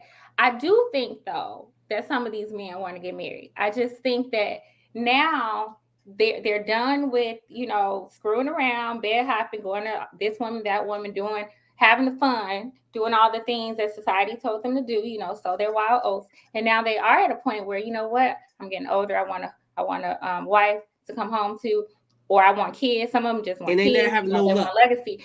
And now it's like, oh, well, wait a minute. I don't want these girls that I've been messing around with. I want a certain type of woman. But those certain types of women are not just falling into their laps. So the best thing for them to do is to prey on our self-esteem and make us feel like, oh, you're 30 plus, your walls are this, and you can't have no baby. Your baby we have Down syndrome. They're using all these things to prey on our self-esteem and our worth, so that a woman who maybe isn't like all the women they've been with in their lives can say, oh, you know what? Well, he's ready now. I'm going to take him as is. Talk about this. I'm going to take him as is. I gotta. But why are they still not lower my standards? No, you right. It is the group of men. I think it's 2 groups of men in the manosphere, just like it's 2 groups of racist white men. You have the racist white men that are racist because they just they just hate black people, and they despise us. They think they're better. And then you have the racist white men that are conditioned to just act racist because they were taught that way, right? And in the manosphere, I think you do have your master manipulators that's trying to start a movement because they actually hate black women. They can't stand black women. And then you have the people that's been raised in that way of living. So, and they don't really understand why they act that way. And sometimes they get caught up into behaving that way because that's all they know. And I'm saying that because I was one of those type of men, because I used to always speak that rhetoric and say things. And I used to be, and when I got to a point, I was like, why do I not like, hold on, why am I? And it was just because I was used to hearing it. I was used to seeing it. So I followed that pattern, right, of behavior. And then once you get to a point, you be like, you have to challenge yourself to stop. So I'm just speaking for those. But along the way, you always had access to women. Huh? While you was doing all of that, you was still accessing women. Yeah, but I wasn't happy with the women. I wasn't getting what I truly wanted out the women. Yeah, it looked good on the outside, and that's what I'm saying. These men, yeah, Dr. Umar's and the cameras. Yeah, it look good. They can speak that stuff, but they not happy. So y'all have to understand. What did you want out of the women? Huh? What did you truly want out of the women? I wasn't happiness. You're not truly happy doing that. Raven. You're just not truly happy doing that. You can tell how they talk that they're not happy. Babe, no, I hear you, but I'm asking, like, what made you, what do you mean happiness? Like, what did you want? Like a feeling. It doesn't, it's not, you can't just explain like, oh. Right, thank you, exactly. Like, what I'm saying is, what? Did you want a marriage? Did you want this? Or like, yeah, to her point, yes, I did. When I got to the point where I wanted to be married, I had to start realizing like it's some things that I have to change about myself. Like I'm still doing stuff that manuscripts talking and treat women a certain way. That pimpology shit. That pimpology stuff not going to work when you really want to find a wife. When you really want to settle down, you can't treat a wife like a whore or a object, because you're not gonna get what you want out of her when you spewing that toxicity into her, right? You're not gonna get the goodness out of her when you're doing it. You're gonna make her worse than what she really is. And when you make her worse, it's not gonna feed you back. It's gonna feed you that bogus stuff.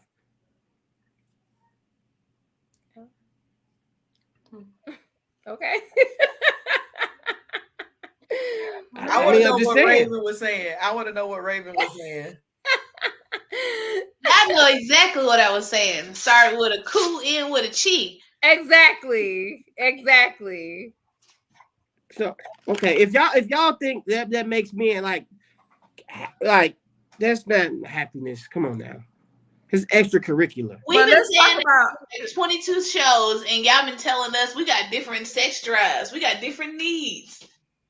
Yeah, we know it don't lead to happiness. That's why we say it all the time. Right, but that's what a lot of y'all tend to. These men is not happy. Yourself. They don't even sound happy when they talking. They don't even sound happy when they talking. This is contradicting your whole point about listening to women and we're gonna mold the men and change them and all that fun stuff. We've been saying for forever, stop bed hopping. You think they hearing us? Think they care? No, they don't care. No, you're supposed to bed hop until you ready to listen here. Hey, what you're supposed to do. Listen, what I'm telling y'all is we ain't doing nothing wrong at the point where we doing something wrong. Darwin, you can't be talking about emotions and then I bet next week or the week after show you're gonna be like some other men do.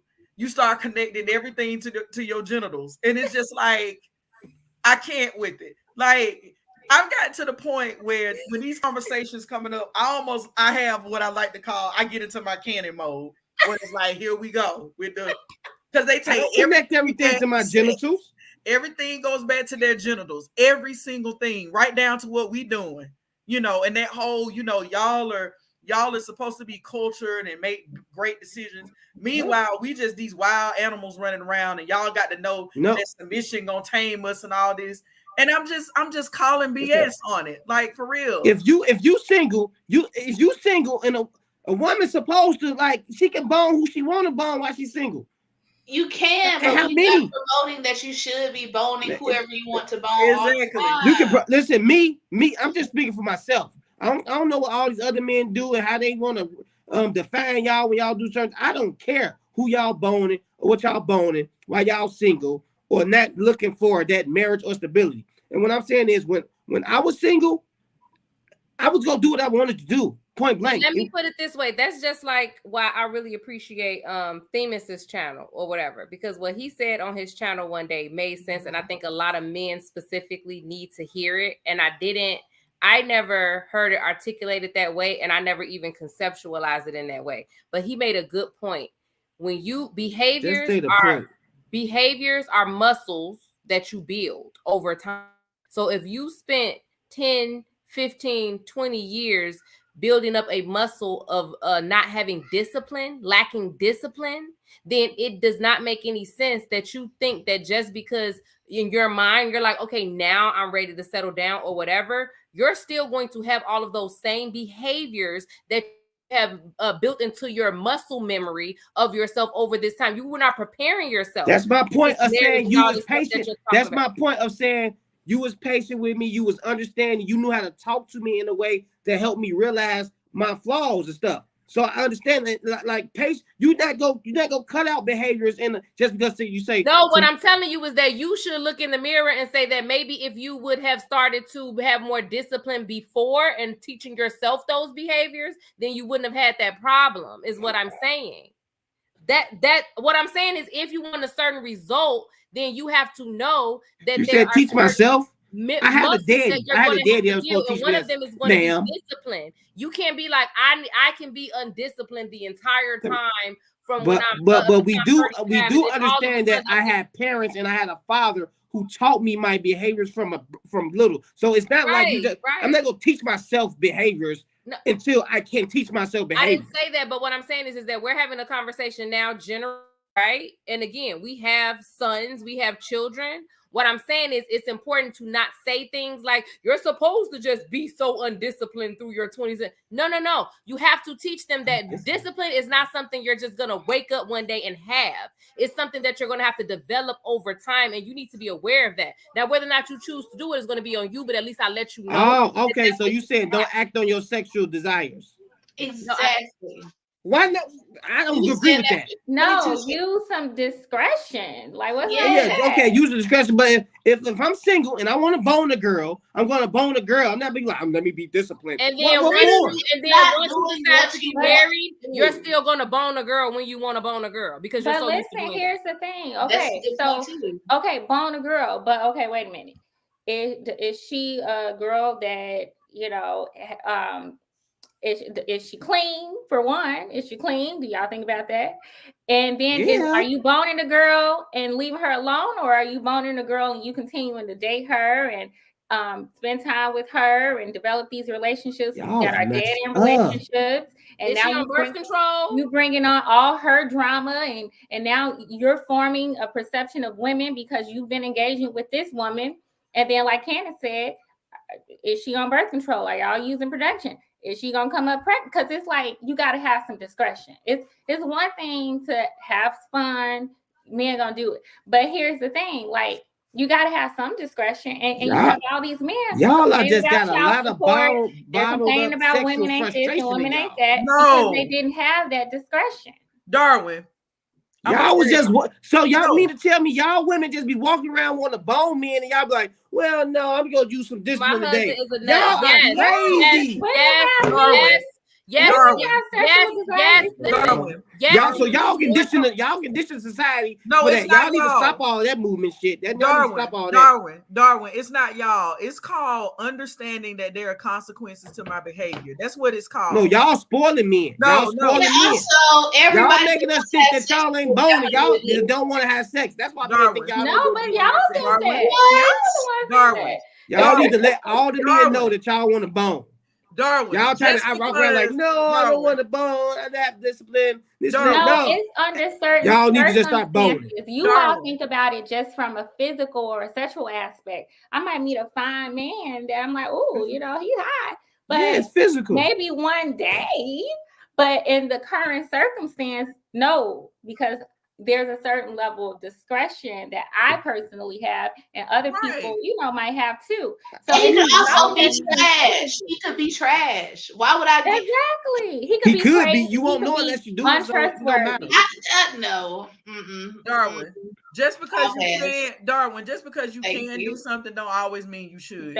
Exactly. Just because you can do something, don't always mean you should. You ain't no dude walking around here with your fly open, slinging around like woo, woo, woo, come here, woo, woo, woo, come here. No, the way you get experience and stuff, and black men are like, you do it a lot. Look, and between me and y'all and everybody else who's listening, I'm sick of that mentality that you can't manage your flesh. You can, you just choose not to manage your flesh.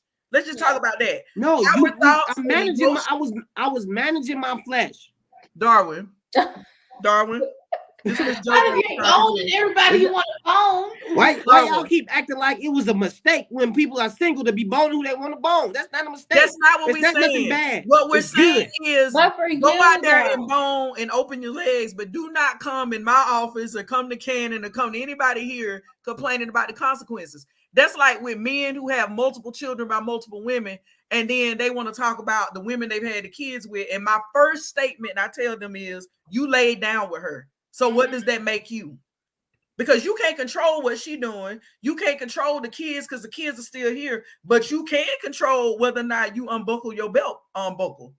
You can control that part. Let's talk about that. See, Miss Joel, I'm a different breed. I take care of all my kids. See, I know. I'm just wait. I'm just speaking personally. I'm just speaking personally. I understand. I would like a world where women was boning when they want to bone. Darwin, they already do. When they want to bone. Darwin, they already do. They just don't vocalize it like y'all do. Because for some reason, some of your colleagues or counterparts or whomever, they act like they got to always talk about boning, and it's just like, like how many women that had side boys. I went to a social gathering recently, and I heard these men, and I timed them on my phone. They talked about their genitals and sex for a good 40 minutes. And I was just like, you know what? Where were you? But that's the point I was at a social gathering. I was just, you know how what you ear hustle? Is that what I'm saying is it's just like eating habits, right? If you've been eating poor, if you've been having poor eating habits your whole life, right? And just eating any old thing, and you used to eating this way and doing this, and you get addicted to sugar too and stuff like that. And you're used to eating when you're bored. You used to doing all this stuff, and you've been doing that all of this time. Just because all of a sudden you hit 40, you're not gonna be like, okay, now I'm gonna have a healthy lifestyle now, and it's just gonna fall into your lap. That's not how we talk about it. So what I'm saying is, so you wean yourself off. No, ain't no weaning. So what I'm saying is that sexual discipline is the same way. If you're used to, I'm just going to go have sex because I'm bored, or I'm just going to have sex when I got an attitude, or I'm going to have sex when I'm whatever it is, or I'm going to go find a different person. You're going to do those same behaviors when you're triggered in those same ways. Even what you talking about? Ain't no weaning. What I'm saying is because you wean yourself off. So no. And then that's why y'all sit. That's why men sit and say the things that you say when you're just like, well, this is just how we are, and we can't help ourselves, and all we did was a little bit of this. Because y'all don't want to look at the fact that no, you have been cultivating this behavior in yourself over all the time, and you don't want to do anything to address it. You just want to act like that's how you have to be, and it's not how you have to be. Because if you have, but that's why I say I wish that in our community, especially in our men, that there was a higher purpose, just a little bit of a higher purpose, that they actually were as committed or concerned about having families as they claimed that they were.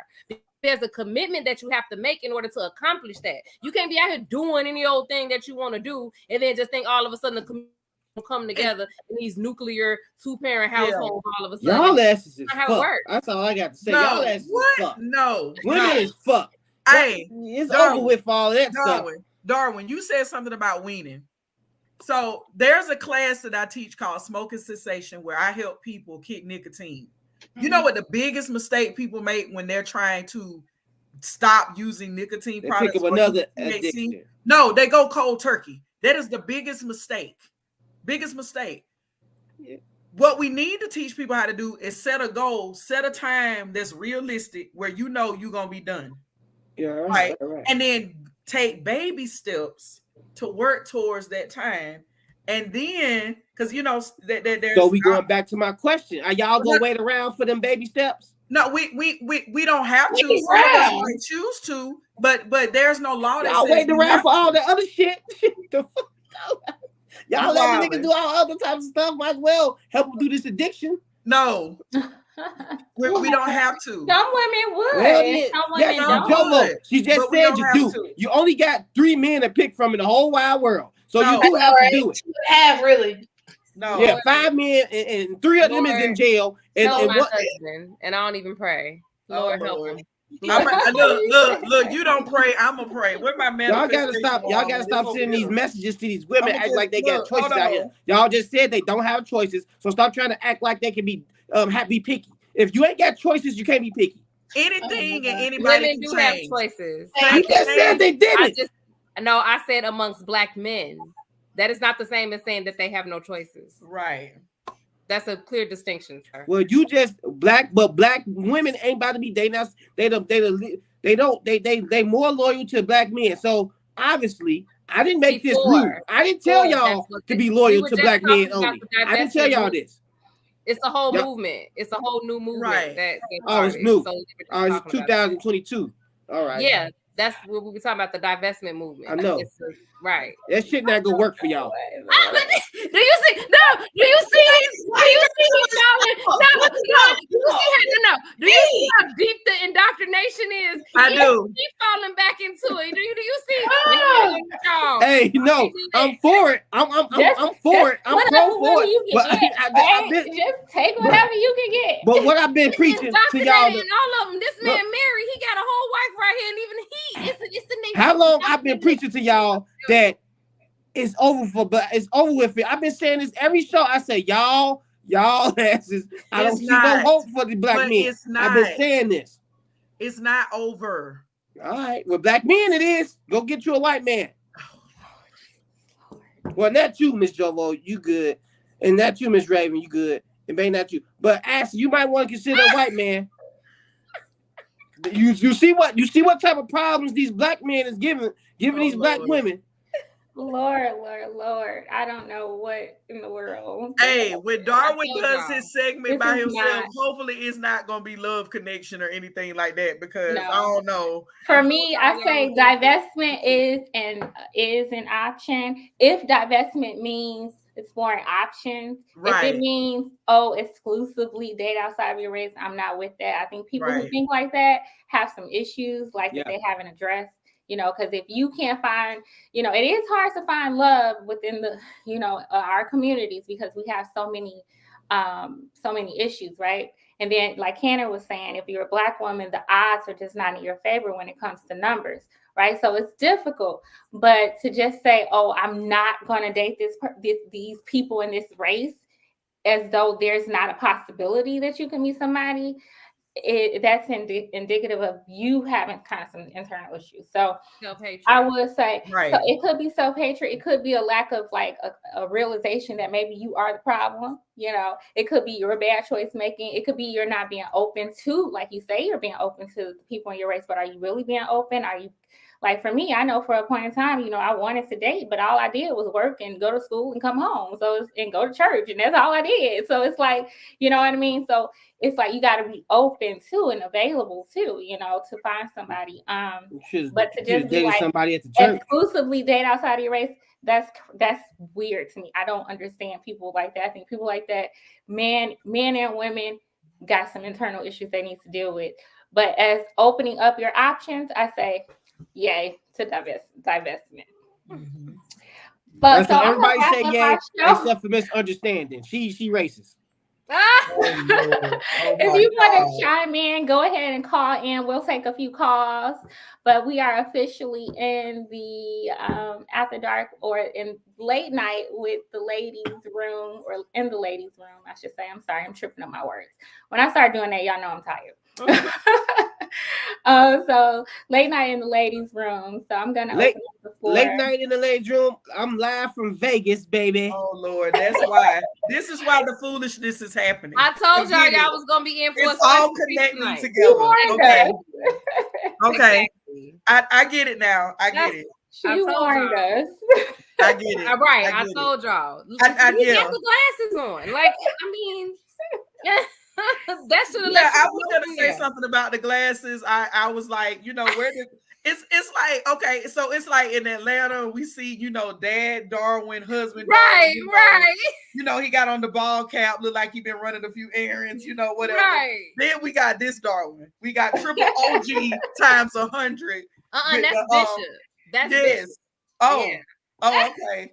All right, we had Gangsta Darwin our last show. I know, right? I'm waiting for you to pull out the pinky ring, dude, because I'm telling you. I got it. I'm not wearing it till tomorrow. Oh my goodness. Oh, I get it. Just got here. I'm chilling right now. I get it. My husband got the same, oh, I'm not around you personality, yeah, it's so funny. That's where he break out the chain and all of that, and the watch and all of that. Meanwhile, around me, he looked, like dad and husband. I get it. Yeah, we can't let y'all know we having fun. Glasses We cannot let y'all know we having fun. Gold rim glasses. Let me find out you a Power Ranger. I'm over this motherfucker fighting crime. Oh my God. Got it being a vigilante. Hey, every man that stay out late and come home 5 o'clock in the morning, he should come home and say he out fighting crime. Bitch, I'm Batman. He should be crime free. There better not be a purse snatcher in sight. See, you think if Batman came home to his woman, she gonna be complaining like, bitch, I'm out there motherfucking fighting crime, trying to save the world. Leave me the fuck alone. No, but you was out there with I was fighting crime. Fighting crime. The excuses. But I want to hear more about what you were talking about earlier. Like you were saying, like you were kind of like praising Cannon for kind of sticking it out with you, and you were making a good point that you can't just stick it out with any man. You got to go by his actions, right? Mm-hmm. Am I understanding? You got to kind of go by his actions, because like there are some women, right, who are trying to so-called stick it out with a man who's consistently showing them that they don't care at all, right? But then you also got the ones who will do a little something for a little bit to make you think that, you know, they care, and then they revert back to how they've been doing, you know, kind of like that baby boy syndrome, right? Y'all remember in that movie, she was so-called sticking it out, right? And she was nagging him. She was giving him chance after chance. She was, you know, using her resources to try to help him. She was praying. She was doing all these things that a lot of women do, right? And he wasn't the one that she should have been doing that for, right? So I think some women kind of like, I don't know. It's just a but that's why I think divestment is good, because I think a lot of women do that because they feel like they don't have a lot of choices. But if they open their minds up to having a lot of choices, like, oh, I got options too. Because that's different from what you were saying. You were saying at first, oh, well, women have to kind of stick it out. So it's like, give some women. No. I'm saying when you demanding this change, and like are you guys actually like putting in the change that you need to put into as far as how you communicate and all the other, like, or stop doing things. I'm not just saying like when you sticking it out or being patient that you're supposed to just be still catering. Like some women, they cut a nigga off. They be like, I'm not doing this no more. You not acting right. You cheating on me. You not gonna come home to a meal no more. You're not gonna come home and get access to my pussy. Again, that's a little tricky. To me, that sounds like a toxic relationship. It's like, oh, so you doing wrong, so now I'm gonna do wrong. That's not wrong. No, that's not wrong, because I think the option would be to just leave. But that's not going to warrant any change in that man. My thinking is, if you're not worthy of my best and I can't give you my all, then that tells me that either I'm not ready, or you're somebody who I don't think is worthy of my best. So that means I need to leave. Now, yeah, exactly. It's going to lead to leaving. Like if you start cutting out and he's still acting crazy, that means he take you for granted. So then leave. I'm not saying leaving is not an option. What I'm saying is wait 6 years. Huh? You saying wait 6 years? No, I'm wait as long as you can wait. Like preserve your happiness, preserve your self-respect. You know, if you start seeing yourself losing respect for yourself, and you start questioning things that you're doing, it's time to leave. You know, if you at home, like, and you question like if you should be there or if I'm doing too much, because everybody had a moments when they find themselves doing stuff they think they shouldn't be doing, and they start questioning themselves. That's when you're supposed to leave. And when you start becoming confused about who you are as a person. Well, let me just add a wrinkle in that, because you know, it's one thing for me, and it's just me. You know, it's one thing when you're a wife, okay? Because you know, we've talked about this on another show, where a lot of times people get married and they don't know exactly what they're getting into. You know, we talking about, you know, a duty. You signed up for something. And like today for one of my Facebook posts, what I wrote, and it just came to mind as I was thinking about what we were going to discuss tonight, was that and I'll go to it. Hold on, I'm gonna read it off because I think people need to hear this. Consistency, even when you don't want to be consistent, that's marriage. That's a hard conversation to have because we automatically assume when you're not getting the things that you exactly need to be getting from a relationship or from your partner, some of us think we should, that's our green light to start shutting down or like what we say, wilding out, thinking about yourself. Meanwhile, it's like you're not thinking about the team, because see, that's that. And my mentality is, okay, say Mr. Mosley, me and him are not getting along for whatever reason. I've had in recent years to develop the mentality that, okay, we ain't getting along, but okay, we're raising a child together. We got a whole like family unit going on. So I can't just like shut down because I'm not getting like 99% of what I need from him right now. Like we got to sit down and talk about what consistency gonna look like for the both of us. And I think somebody said it earlier. Like it takes no, I heard this from somebody earlier today. It takes two to fight for something, and that's really, really true. But even when they don't come to the first fight, you still can't stop being consistent and stop performing your duties because you're not getting everything that you want. It's for me, and I'm just speaking on me. Having that mentality is why I have stayed married. And people say, "Oh, well, are you happily married?" I'm realistically and I'm happily married. I understand that we're gonna have some times where neither one of us gonna get exactly what we want, but that doesn't give me the green light to shut down. Right. You got to be okay with not being okay a lot of times.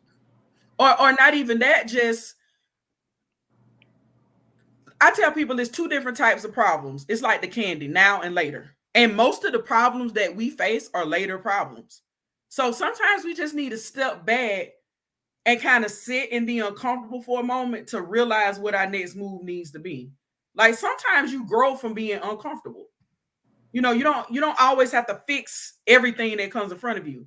Like some of us just like to jump up and fix stuff. And it's just like sometimes it's like growing pains. It's like, oh, Raven will understand this. It's like when you lock your hair in the beginning. Like, yeah, when you lock your hair in the beginning, and by the way, I'm not locking, I'm just experimenting. You lock your hair in the beginning and you just like, what is this? But then what happens after a while? Oh, okay. I see what they were saying now. And sometimes relationships are like that. Sometimes. That's how I see Right. my marriage. Right, You like know. it's not perfect, and you have to be willing to, And I push don't it want a through. perfect marriage because my That's not my how you marriage grow. not being perfect is what got us to where we are now. Like the imperfections is what really pushed us to a whole nother level to like be the best version, not just man and wife, but be the best version of ourselves. Mm-hmm. Like, yeah, we bring out the best in each other. Mm-hmm. Yeah, Okay. because we had to sit and talk about stuff that made us uncomfortable and that whole the growing pains of it, and not Okay. wanting to fix stuff every time something bad came up. Like, let's just sit in it and see what it's gonna go. But I think you also have to be clear on what you want for your life, though. That part.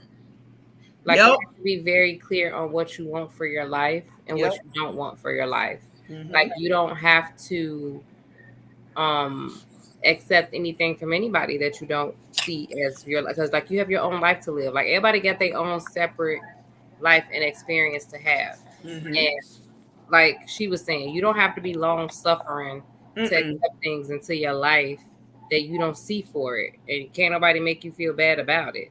I Yeah. think what's important is to be careful with who you choose, like who you choose to date, who you choose to Mm-hmm. have this relationship with, and who you choose to ultimately marry. And I know I've heard, married people say all the time, there are some things about my spouse that surprise me. So I'm pretty sure, you won't know everything, right?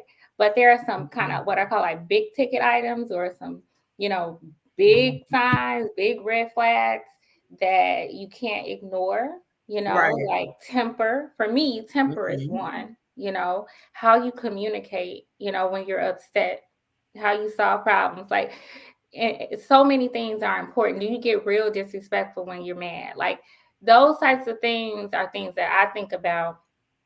And if I see some things like that, I'm like, oh, yeah, that ain't gonna work. And I'm out real fast. But I Mm-hmm. think a lot of times people they don't think about the future. They're not using wisdom. They're just kind of living in the moment. You know, I hear this with women are like, oh, he gives me flowers and he takes me out. And, you know, it's like those are the in the now type of things and things that he's doing. But like, what type of person is he? Like, who is he? What are his habits? I think you know?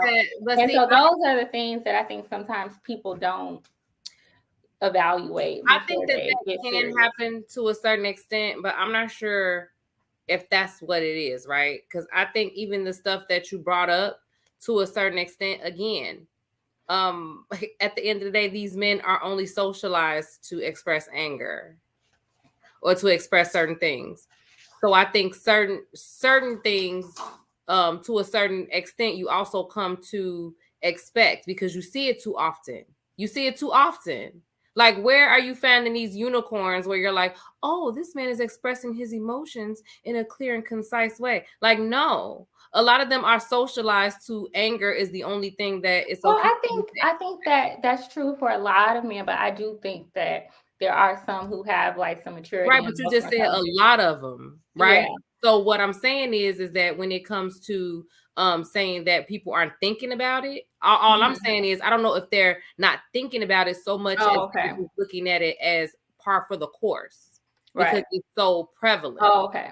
Right, you know what I mean. So I'm saying like that's the thing. Oh, okay. It may be or it's just like they adopt that mentality because their dad was probably the same way. Yeah. Your cousin act the same way. Your brother do the same thing. Yeah. Right? You see what I'm saying? So it's not necessarily that you're not thinking about it. It's just that you come to maybe be conditioned to be like, well, this is a way that men express themselves. Yeah. Right? You know what I'm saying? Like that, I think could be the thing more so than just feeling like people just don't think about that stuff. Right. But I just think, and a lot of times it is hard because sometimes you really literally don't know how people will behave in certain circumstances. Like, even if, like, you know, how people be like, oh, well, you know, see how this argument go or see how this happens or that happens. Every argument ain't gonna be the same either, right? So that don't mean like just because you had this big blow up and you be like, oh, that went like that, so this is what it is. That don't mean 5 years from now you don't have something. So you be like, what? Hold on, what's going on here, right? Yeah. And it's, yeah, go ahead. Because it evolves. Like you might have the same problem, but then he might be at a certain age or a certain place in life. You were in a certain place, and then that same problem comes up. The responses are different based on how you've grown or lack of growth. So I get what you're saying when you say that. Yeah. So I mean, I just think it's it can be difficult. And I think for us specifically, it is much more we do have to be much more cautious because for us it is a lot more dangerous when we make the wrong choice. It just is, you know, but like that's just the reality of it. So but it is difficult to navigate either way because even when people will tell you about things like domestic violence and domestic abuse and things like that, like most people will tell you that's not something that somebody just busts out you know, like initially, and it's like, oh, and it's like slow. It's usually a slow escalation. It's subtle, and then it's like, yeah, right. You know what I mean? So it's not always so easy to be like, well, you should have saw that. Like, how would you see that? Like, you wouldn't have saw that. You know what I mean? Like, because of the fact that it's a slow escalation over time. Sometimes it's years in. So then, what you mean you should have saw that? What was you gonna see that at? And then it's also a process too. So it's just like, I don't know. It's difficult. It's difficult. All right, y'all. Well, I see Dara in the chat and Lori in the chat. Hey, y'all. Hey. We're actually about to go ahead and wrap up. We had a good show. This is not our normal time. We had to, you know, change some things up. We got some new cast members too. We got, you know, sitting in for Darwin. We got, you know, we got Darwin. Sitting in for Darwin. I know. We had the champ last time. AKA Batman. I love it. Dara says long-term thinking wins, but it's also learned. Yes. Okay. All right. Thank you, ladies. Thank you. We're gonna go ahead and close out. Anybody else want to say something before we close out? Go get you a white man. Oh, Lord.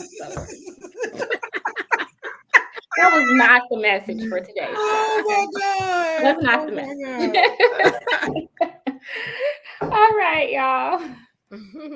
Y'all have a good night. Come back to the ladies' room.